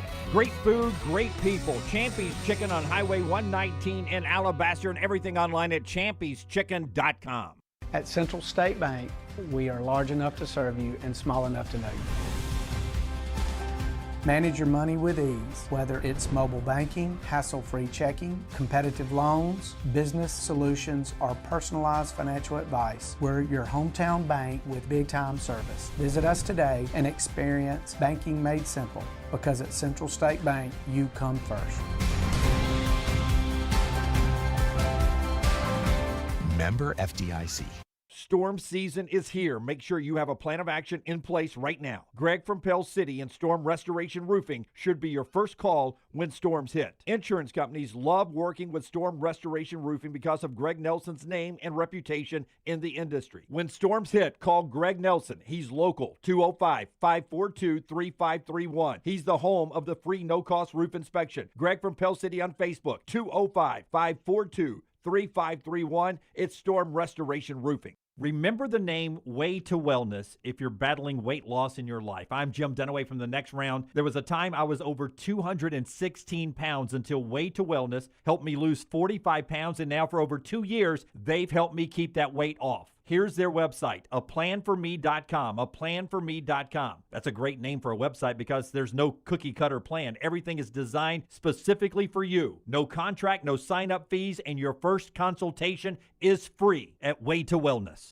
Hey, let me tell you about our friends at Urology Centers of Alabama. Compassionate and comprehensive urological care with 35 physicians, 17 locations across Alabama. Their patient-centered approach to all of your urological needs. Remember, they've got that new men's health center. It is beautiful, helping men with a wide range of sensitive male issues in a comfortable environment. You can always go online, visit UrologyCentersAlabama.com, schedule an appointment with one of their many urologists today. Hey, for all of your IT and printing needs, reach out to our friends at Xerox Business Solutions. Look, I'm still one of those old school guys. I print my notes every single day for the show. If you watch the show here on The Next Round, you see all the notes in front of me. From day one, Xerox Business Solutions, they've been with us here at The Next Round. Local for over 45 years. For all of your IT and printing needs, visit XeroxBusinessSolutions.com or call 205-969-3000. That's 205-969-3000. When you think of Birmingham, it's hardworking people that go out each and every day to provide for their families, and that's how we want our team in our play on the field. Join us April 18th as we take on the Orlando Storm. United we ride. Ain't no party like a Dega party. The noise, the chaos, the will to survive. The biggest, boldest, brashest, fastest, and most intimidating track in all of NASCAR. Only one place calls that home. At Talladega, anything can happen. And at this super speedway, everything usually does. Hell yeah, boys! NASCAR weekend at Talladega Superspeedway, April 24th through the 26th. Get your tickets now at TalladagaSuperspeedway.com.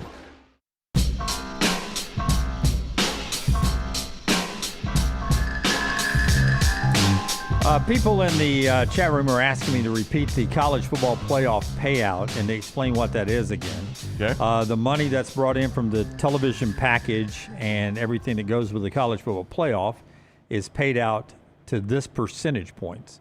58% to the Big Ten and the SEC in their New York deal that I think went into effect last year. 17.1% to the ACC. 14.7% to the Big 12.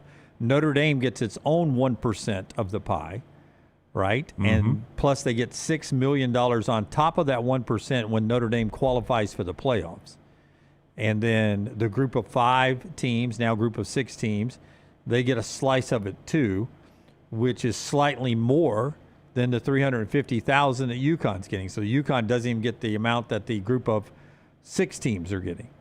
So that's the breakdown from the college football playoffs and things like that. I did see it was a Sportico graphic that showed that UConn is the only power team that spends more on basketball than football.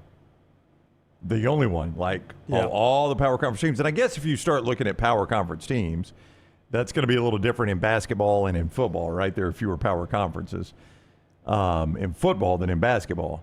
But UConn was the only one. So when you start looking at it, it kind of makes sense because you're like, who else would do that? Alexander Shannara brings us this part of the show today. Tell us about Alexander Shannara. Shannara.com, Shannara.com. I want to remind everyone of the Shannara Showdown. You can see that right there at nextroundlive.com. Nextroundlive.com is the Shannara Showdown. And Shannara is the guy that is going to make sure you get paid for getting these games right. It is going to be every game this weekend.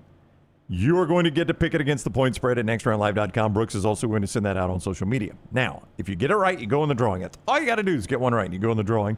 And in that drawing, and the more you get right, the more you're in the drawing, we're going to draw for a bottle of Pappy, straight from our guy Alexander Shannara, a bottle of Pappy from his reserve, or $1,000, or $500, or $250, paying 4 places from Alexander Shannara. It's the Shannara Showdown. Every remaining game is playable right there at nextroundlive.com. Also, pay attention on social media, and Brooks will send out a link for the Shannara Showdown. Alexander Shannara Trial Attorneys, you don't pay a dime unless they win your case. Shannara.com, Shannara.com. And our friends at Champy's Chicken, Highway 119 in Alabaster, perfect for the weekend if you're going to go back and enjoy the Shannara Showdown and the games, the final semifinal games in the NCAA tournament. You can enjoy great food. Easy to go window with Champy's Chicken. Brined overnight, cooked to order, juicy to the bone fried chicken, hand-cut chicken fingers that'll never disappoint, and great in-house made sides and so much more. It's our friends right there at Champy's Chicken, Sterling and the crew, cooking it up for you down in Alabaster for 11 years now. By the way, the women's Final Four tonight, South Carolina, UConn, 6 o'clock, Texas, UCLA after that, as they do the women's Final Four, also in Indianapolis, right? Everything's in Indianapolis? I did not know that. I have no idea. I really don't. I think everything's in Indianapolis this year. Division 2, Division 3, the NIT. I think the women are playing with the Pacers play tonight. There are, the field house, whatever that is called. Yeah. There are a lot of people, there are some people, I shouldn't say a lot, there are some people that call for that to be permanent. Yeah. That Indianapolis should always be the host of the Final Four. I don't like that with the Rose Bowl in football. I don't really like it with the Final Four either. I would stomach it more than the Rose Bowl in football. I may be wrong about where the women's Final Four is. Okay, I bet Todd Fuhrman knows. Back row says it's in Phoenix. Oh, it's in Phoenix. Is that close to Indianapolis? Just down the road. Does the back row know? I believe that is in a different area totally of the different country. state and different time zone and everything. Just down the road. So all the men's finals are going on in Indianapolis. The women are in the desert. All right, here we go. Todd Fuhrman with us now, CBS Sports at Todd Fuhrman on social media. He's traveling, so we had to bump some time here. Welcome in, Fuhrman. How are you today? I'm doing well, gentlemen. I appreciate you guys accommodating my fluid travel schedule. The one thing I will say in regards to the Rose Bowl, it is an iconic football venue. It is a pain in the behind to try and get to. There is not much around it. And I will sit here and politic that Vegas should be the indefinite home of the Super Bowl in perpetuity. I know we'll get it back in our neck of the woods in 2029. Oh, yeah. Wow. I would say I agree with you on fan travel into the Rose Bowl, but they have wonderful shuttles set up with its own lane. So if you take one of the shuttles from anywhere in Pasadena and other places to get in, and I don't know, if you're a media person, if you stay at the media hotel, you get a police escorted shuttle into the Rose Bowl, which is just wonderful. And a lot of those are the people that are saying it should be the permanent home. They're like, oh, I love this. Well, yeah, you got a police escort in. But I work, Fuhrman, with a couple of guys the last 2 times we've gone to the Rose Bowl that choose not to stay at the media hotel, bypassing the best part of staying at the media hotel, the police escort and the bus. That's the only reason I ever want to stay in the media hotel. I'd never have to deal with traffic. I mean, Dunaway, this is what happens when you rub elbows with some affluent people that want to stay at the Ritz and the Four Seasons in downtown L.A. and don't want to be slumming it in some of the media-designated hotels for these kind of marquee events. I mean, when they're shutting down the 5 and the 4 and the other single-digit things out to get the media there, I'm like, that's the bus I want to be on right there. I was floored when they did that the first time for me. I was like, we're shutting down I-5 in Los Angeles for us?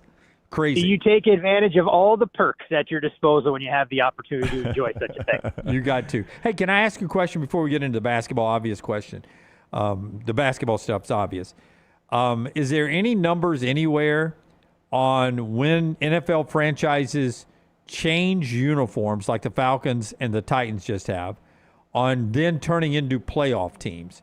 Because I think when the Buccaneers, I'm serious, when the Buccaneers switched back to our good uniforms from our crappy uniforms, we instantly became good. Now, it had a little to do with Tom Brady, but we instantly were good again. Is there any numbers out there that back that up, that uniform changes in the NFL lead to success? There tends to be more correlation between having good players and getting good results on the field than the old Deion Sanders adage of look good, feel good, play good, which some of these uniform combinations will do. My problem with Atlanta unveiling their new jerseys for the upcoming season, I'm not sure they even look that different unless they plan to go back to the old school throwback red helmets instead of the black. But I know it's great for merch and it keeps marketing people employed. So I have to imagine all NFL teams will continue to overhaul their look more often than not. All right, both these games tomorrow are at 1.5. Illinois favored 1.5 over UConn, total of 139.5. Michigan favored 1.5 in the late game over Arizona, total of 157.5. Let's start with Illinois and UConn. The way Illinois shoots, the way UConn plays, the total was what surprised me a bit, that it was that much lower than the late game. Why is this that much lower of a total? Interesting when you look at the way the Fighting Illini have kind of molded their game over the last 4 to 6 weeks. It was a team that was pretty allergic to playing defense when they were in the heart of Big Ten play. But in the last 3 tournament games, you've seen them hold their opponents to 60 points or less. Now, I know UConn is going to pose some different challenges than the VCUs and the Iowas of the world. But the Illini have been very methodical on the offensive side, and we haven't seen a drop-off in their overall offensive efficiency. The defensive numbers now squarely inside the top 25, so they're trending in the right direction in that regard. Meanwhile, for UConn on the flip side of things, We know that Danny Hurley's DNA has always been about what they can do on the defensive end of the floor. It's what kept him in the game against Duke after starting 1 of 18 from beyond the arc. And you try and identify where UConn's going to go to exploit a potential matchup advantage. I mean, Terrace Reed has been their most reliable option in the paint. If Reed can't get going, I'm not sure UConn can do enough from the outside, even with the veteran experience. So that's part of the reason, combined with the unusual shooting backdrop that we get in these football stadiums, why that total hasn't really inched north of 140 where it currently sits. Listen, on that opening game, sticking with that first one, I came across a prop bet for Carabin of UConn that's over or under 13.5 points. I don't know what number you're getting it at, but that seems to be an easy over. I don't want to, help you break the casinos, but Carabin at 13.5. Do you see an individual prop number on Carabin, and why is that not higher? A very similar number to what you're seeing there, Dunaway, and I think part of it is how you anticipate the game will go. If you figure these two teams are going to score between 65 to 70 points, I mean, that represents, 20 to 25% of UConn's total offensive output there, a little bit more than that. And Carabin's taken on the role of facilitator. I mean, he can do so many different things for UConn, given his veteran savvy. So when you go back and look at the first meeting between these two teams, the 74-61 game, I don't put a whole lot of stock in what we saw transpire then, knowing how much different the Illini are now than what they were then. But player props are always a bit finicky. I mean, sometimes you can extract a good amount of value here, but I'm not sure if Alex Carabin becomes a passer first, and they'll go in different directions. If we could see him finish with a 10, 11-point game and coming just under that number. But I, much like you, would definitely have a strong lean over instead of making a case for him to come in under that total. All right, late game also 1.5. Michigan a 1.5-point favorite over Arizona. A total in this one of 157.5. I mean, there's no upset here. It's a 1.5-point spread. But if Arizona, as the underdog, wins this game, they'll do it how? They're going to get to the line like they've done so effectively all season long. I mean, this is an Arizona team who's a little bit of a throwback in that they don't rely on shooting 40% of their jumpers from beyond the arc. They want to try and beat you at the rim, and it's very rare that teams have the kind of length and athleticism that a Michigan team will in this particular spot. So this game, more than the other one, in my opinion, could come down to how it gets officiated. If the refs are going to let these teams bang, I think advantage Michigan in that regard. If they're going to use a little bit of a tight whistle, Arizona just has a few more bodies that they can throw at you. And when you look at the combination of Jaden Bradley and Burries and what those two are capable of doing, the inside-out game, I think, is a little bit more dynamic for Arizona than what Michigan is able to do with some questions about their guard play. Now, at the same time, when you look to handicap this game, I think Arizona's floor is better than Michigan, but I think Michigan, when they're playing at their absolute best, has a higher ceiling than the Wildcats. So it makes for a very tricky handicap, and as a result, you've seen phenomenal two-way action on this game at a lot of the sports books that I've spoken to. Not much movement on the total. To kind of put a bow on the first game we broke down, that's where it appears there's a little bit of a difference of opinion, where recreational bettors have gravitated more towards backing UConn, and the incredible 17-1 ATS around the Danny Hurley and that program have been on in the NCAA tournament, compared to professionals, thinking that Illinois is a little bit undervalued as only a 1.5-point favorite in the game. Yeah, I like Illinois and Arizona to win the games. For those that like to fade Dunaway, those are my two plays for the weekend.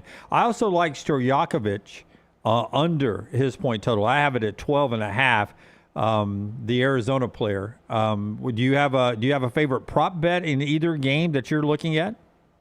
I think for UConn, the one that I would be looking at would be Terrace Reed. I think UConn has to try and establish him in the paint. And even if he's having an ineffective shooting day, that's the only area that they can really go to try and find some of those easy buckets. So I haven't checked this morning to see if there was any movement, but he was in that similar range to Carabin, maybe a touch higher. I think Terrace Reed has to be the X factor. So if UConn is going to be the side in that game, which I'm not quite sure they are, I think he has a chance to score between 16 and 18 points, knowing that he's got to get his touches in the paint. What is a rough Monday night point spread based on the winners of these games?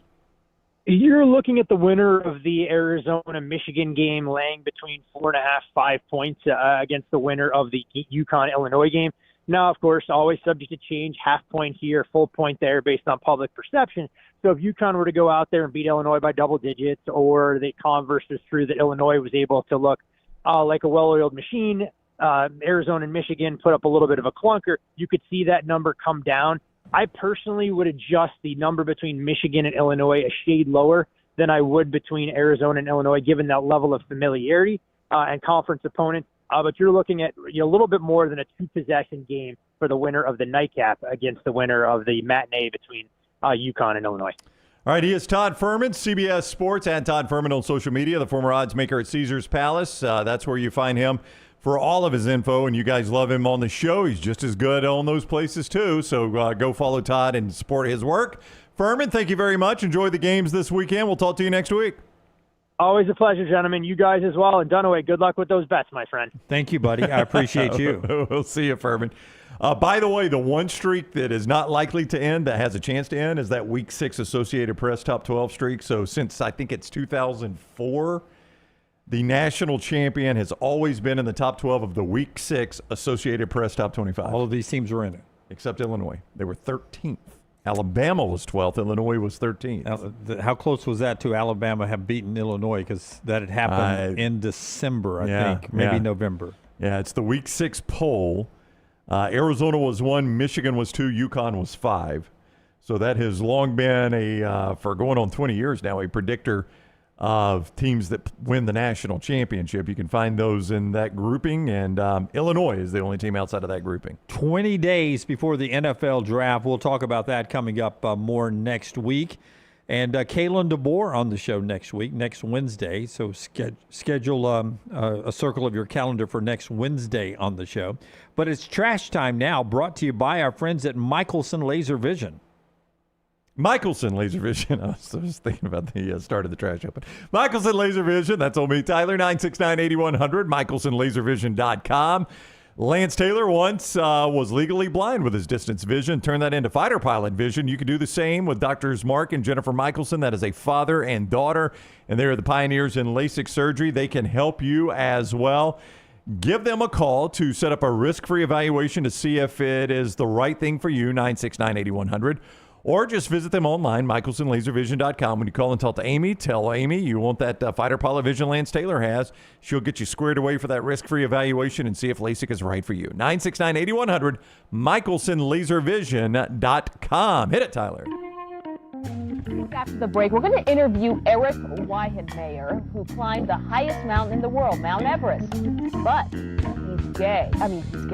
He's blind. LT's Trash is presented by Bud Light. Easy to drink, easy to enjoy. Our friends at Bud Light. I got a bit of an audible here because we've got breaking news in trash. This has been sent to me a couple times starting last night. According to Rolling Stone magazine, pretty good source for music news, yes. Rolling Stone.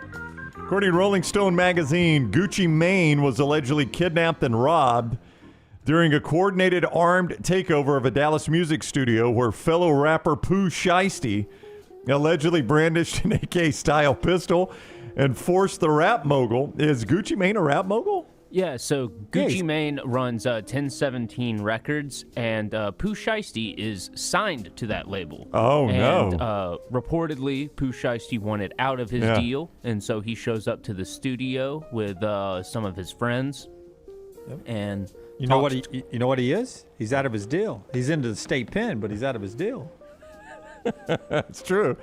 In a criminal complaint filed in Dallas federal court obtained by Rolling Stone, prosecutors allege Shiesty, born Lontrell Williams. I did not know Pooh Shiesty was not his Christian name. Lontrell Williams Jr. was upset with the terms of his recording contract and set up a meeting with Mane. That would be Gucci Mane, whose legal name is Radrick Davis. So I'm learning Gucci Mane was not named Gucci Mane and Pooh Shiesty was not named Pooh Shiesty is what I'm told here. Yeah, Gucci's Roderick coming. Davis. Gucci is coming to the Stallions Open. Well, you say that. I don't know, Jim. He was kidnapped. I mean, he was set free, though, right? You don't think Tyler Siskey will pay the ransom? He's free now. Oh, we freed Gucci? Yeah, this happened a few weeks ago. Which one of the photos Scott is showing me, Dunaway, which one, right or left, is Gucci Mane? Right. Right? The guy in the hoodie? Not wearing the hat? Yep. Correct. So Pooh Shiesty is the other one? Yep. Okay. You can, I know what Gucci Mane looks like. Okay. 2, one's a business owner and one is not. One is Pooh Shiesty. All right.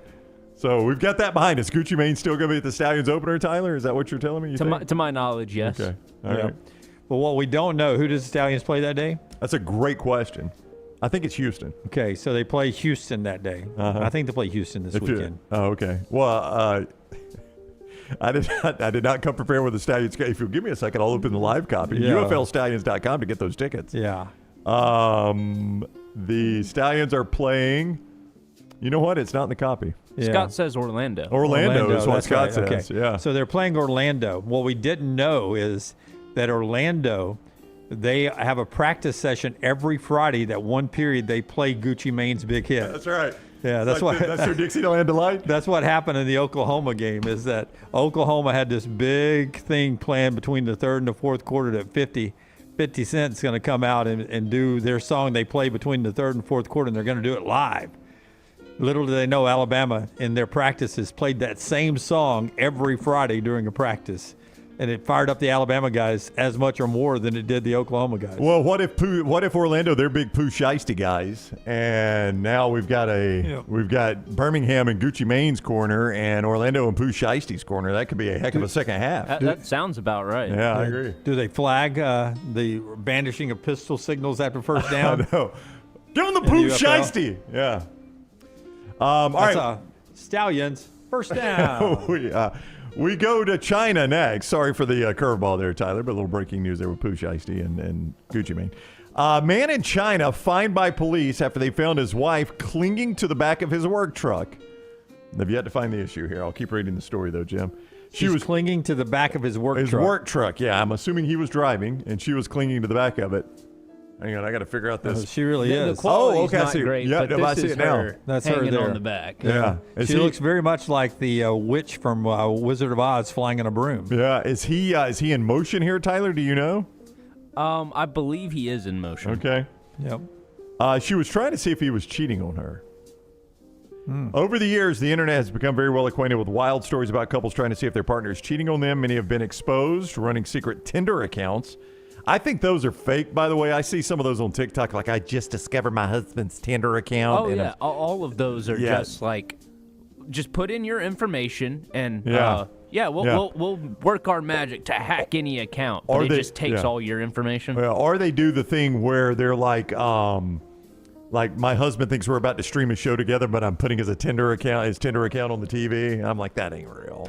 And the husband's always like, where'd you get that? Where do you think I did that? He's a terrible actor. Those are all poorly done. So much use out of the not interested button on Instagram lately. Oh, really? Between the staged pranks and skits and stuff, and then also for some reason in the Instagram algorithm, I guess posts get more attention if you do use this AI caption that talks about footsteps generating electricity in Japan. Well, that's weird. Yeah. You know what I'm talking about? Yeah, I've seen that. Yep. I need a not interested button on TikTok because, boy, you watch one TikTok and they think, okay, this guy likes bagpipes, and you get like 70 bagpipe videos. I mean, it's crazy. What we didn't know is this guy's business is named One Wife, One Mistress in a Truck. It's a long punchline, but it's a good one. I like that. Per the South China Morning Post, the unnamed woman attached herself to the back of her husband's truck, clung on as he drove around the end of March, believing that she would find him driving to meet someone else. According to the report, the presence on the back of the truck was enough to prompt a stop from the police. As a result, the man, known only as Zoo, that's the weird thing about these stories from the Pacific Rim, we only get the one name, was shown that his wife had affixed herself to the vehicle, ended up being fined by police. They fined the man. Like, why does he get the fine? He's probably going to pay it anyway, but... Yeah, 200 yuan, which is just $30. I had another joke, but I could not pull it off without it being NC-17, just in case the kids are listening. Yeah. It was a play off of One Man in a Toolbox, but I didn't want to go down that road. Truly one-of-a-kind item up for bid, a 1.5-inch section of Bob Marley's dreadlock. How long's Bob Marley been dead? Very long time. Yeah. According to that dreadlock, about 17 years. Yes. It's died in 1981. It's being listed as 1981 was when Bob Marley died. Yeah, so this dreadlock has been detached for 45 years. What smells like a bum's pocket? Give me a old school reference there. Give me what you think this is going for in auction, Jim. In U.S. dollars. Do we have DNA proof it's really Bob Marley's lock of hair? All right. According to the auctioneers, the dreadlock came from a fan named Andrea who went to the recording of the iconic BBC music show with her friend when Marley was performing Satisfy My Soul. Ooh, up surprise. She said they were on stage after he had finished singing. Herself and her friend went to the platform where he was performing. Just scanning through this. I'm going to say that I twisted a piece of his dreadlock off, she says, and got an autograph. Wow. You might be a little crazy, but okay. $250,000. Speaking of crazy, DNA proof. It's only $30,000. Wow. That'd be a lot. I thought $30,000 was a lot. $250,000. Yeah. By the way, Scotch tape doesn't hold up very well over the years. No, it doesn't. It doesn't. Starts to age a little bit. And by the way, Bob Marley's autograph didn't put a whole lot of time in that, did he? It looks fake. You can at least read it though. This whole thing looks fake. Yeah. Yep. Right, Especially when I have to 30,000. write Bob Marley's hair beside Bob Marley's hair. Oh, that's Bob Marley's hair. I mean, if you're hanging it up, you would probably have like some kind of plaque. If I'm or hanging it up, I would sign. present it a little better. I would say that would make the top half of interesting items in the Rock and Roll Hall of Fame if I was hanging there, though. Bob Marley's I'd hair? probably spend more time staring at that than I did another guitar. Yeah. I mean, my God. To be in the Rock and I know, Roll guitars. Hall of Dunaway Fame. goes to the Rock and Roll Hall of Fame and gets upset That's a lot of that there are guitars in I there. mean, it's like you go to Canton, you're like, my God, it's just football helmets. Well, I mean, what do you want in there? I mean, one guitar after another. I mean, they've got 6 strings, guys. There's just only so much you can do with them. This is where he used this guitar to write, give me a Beatles song, random Beatles song. Hey Jude. Hey Jude. He used this guitar to write Hey Jude. Thanks. That was interesting. Next. Finally, we got an update on the Kit Kat thief. I mean, would you not rather have This is well written. A microphone that was crushed during Woodstock? Yeah, they probably throw those away. Or a bus that was rolled at Woodstock? Yeah. Or a guitar that was played at Woodstock. Yeah. I mean, so what? Yeah, so you got the guitar that was played at Woodstock. That's what you got. All right, Kit Kat. Listen to this writing. Kit Kat is not sugarcoating their quest to find thousands of missing chocolates after thieves targeted the candy bar maker. Days after Kit Kat announced thieves in Europe had stolen an entire truck containing more than 400,000 candy bars, the company has launched the Stolen Kit Kat Tracker. This is all staged, by the way. Publicity stunt. 100% publicity We stunt. fell for it. Shut it down. Someone, you want me to finish the story Shut it right now? down. No. Okay. Publicity. Someone stole 12 tons of Kit Kats. We want to know who they are. Kit Kat said in a statement posted on X on April 1st. The brand emphasized the stolen bar tracker is not a stunt or an April Fool's joke, despite the timing of the announcement. Sure. Yeah. Nestle launched the Stolen Kit Kat Tracker on its website April 1. Help us find them. Use the Stolen Kit Kat Tracker here. So how do I do this? What do I do, Tyler? You click on it. You click on it, and I give lose my your information to the you Chinese. get a free Kit Kat. Yeah. So these numbers will break serial down numbers? into Yeah. like the batch, the factory, Yeah. and stuff like that, even though it looks like gibberish. So you type that in, and then it gets cross-referenced with Nestle's account of which chocolates got stolen. And then it'll go, nope, not that one. Do 6 of them have a golden ticket in it so I can go home and my lazy grandfather can finally get out of the bed for the first time in years and go to a chocolate factory with me? No, Then but I'm that not guy interested. did pop up after like 50 years of doing It's the nothing. worst part of that. Well, He was just lazy. No, the most disturbing part of that movie, and that's a disturbing movie overall. Oh, let me guess. I've been with you long enough. I've got to Okay. even Ush has to finish. Yes, go ahead. Finish it. No, let Ush. No, they're sleep. Yeah. It's 4 grandparents sleeping in the same bed together, and they sleep foot to head. Yeah. They don't sleep head to head. Yeah, if you roll over. Yeah, you're in somebody's foot. Yeah. But then, lazy granddad, he's a bum laying in the bed the whole time, and boy, you get a chance for one moment of glory, he pops right out of that bed and throws a suit on. Like, man, get up and help the family. They're living in squalor. Oh, yeah. Foot to head. That's trash. A lot of people died in that factory. I know. I didn't like the movie, really. I don't like that movie. I like the original with Gene Wilder. That's the one I'm talking about, Yeah. it's the Gene Wilder one. Well, I don't like the Johnny Depp one. Yeah, I never saw the Johnny Depp one. Ush, your friend, is here. 10 things that Brown is absolutes on that we hear about on the show more than once. Can you give me 10 of those? Rapid fire? No meat, no meal. That's meal. a definite absolute for me. That is a rule. Yeah, that is a rule of my life. Yeah. Diet Coke is an absolute. That's a standard in my life. But he has some stories that he goes back to. That's Yes. always one of them. Yes. I'm always like, I know what he's going to say here. My favorite part about Dunaway could be like, we discussed this in 2010, but okay, let's do it again. I'm like, my God, Jim, it's been 14 years. Yeah, we did that in Mr. Echo. Yes, I was Mr. Echo at Sac High School. All right, that is the show today. We're back with you Monday. Lance is back Monday, maybe with news stories for us after being together for 17 years. We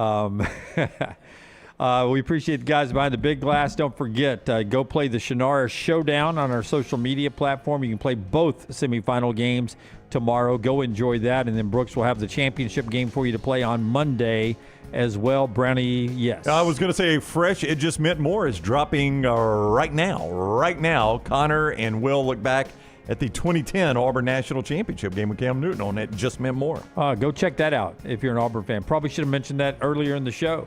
But we're doing it right now. Never too late to correct a mistake right there.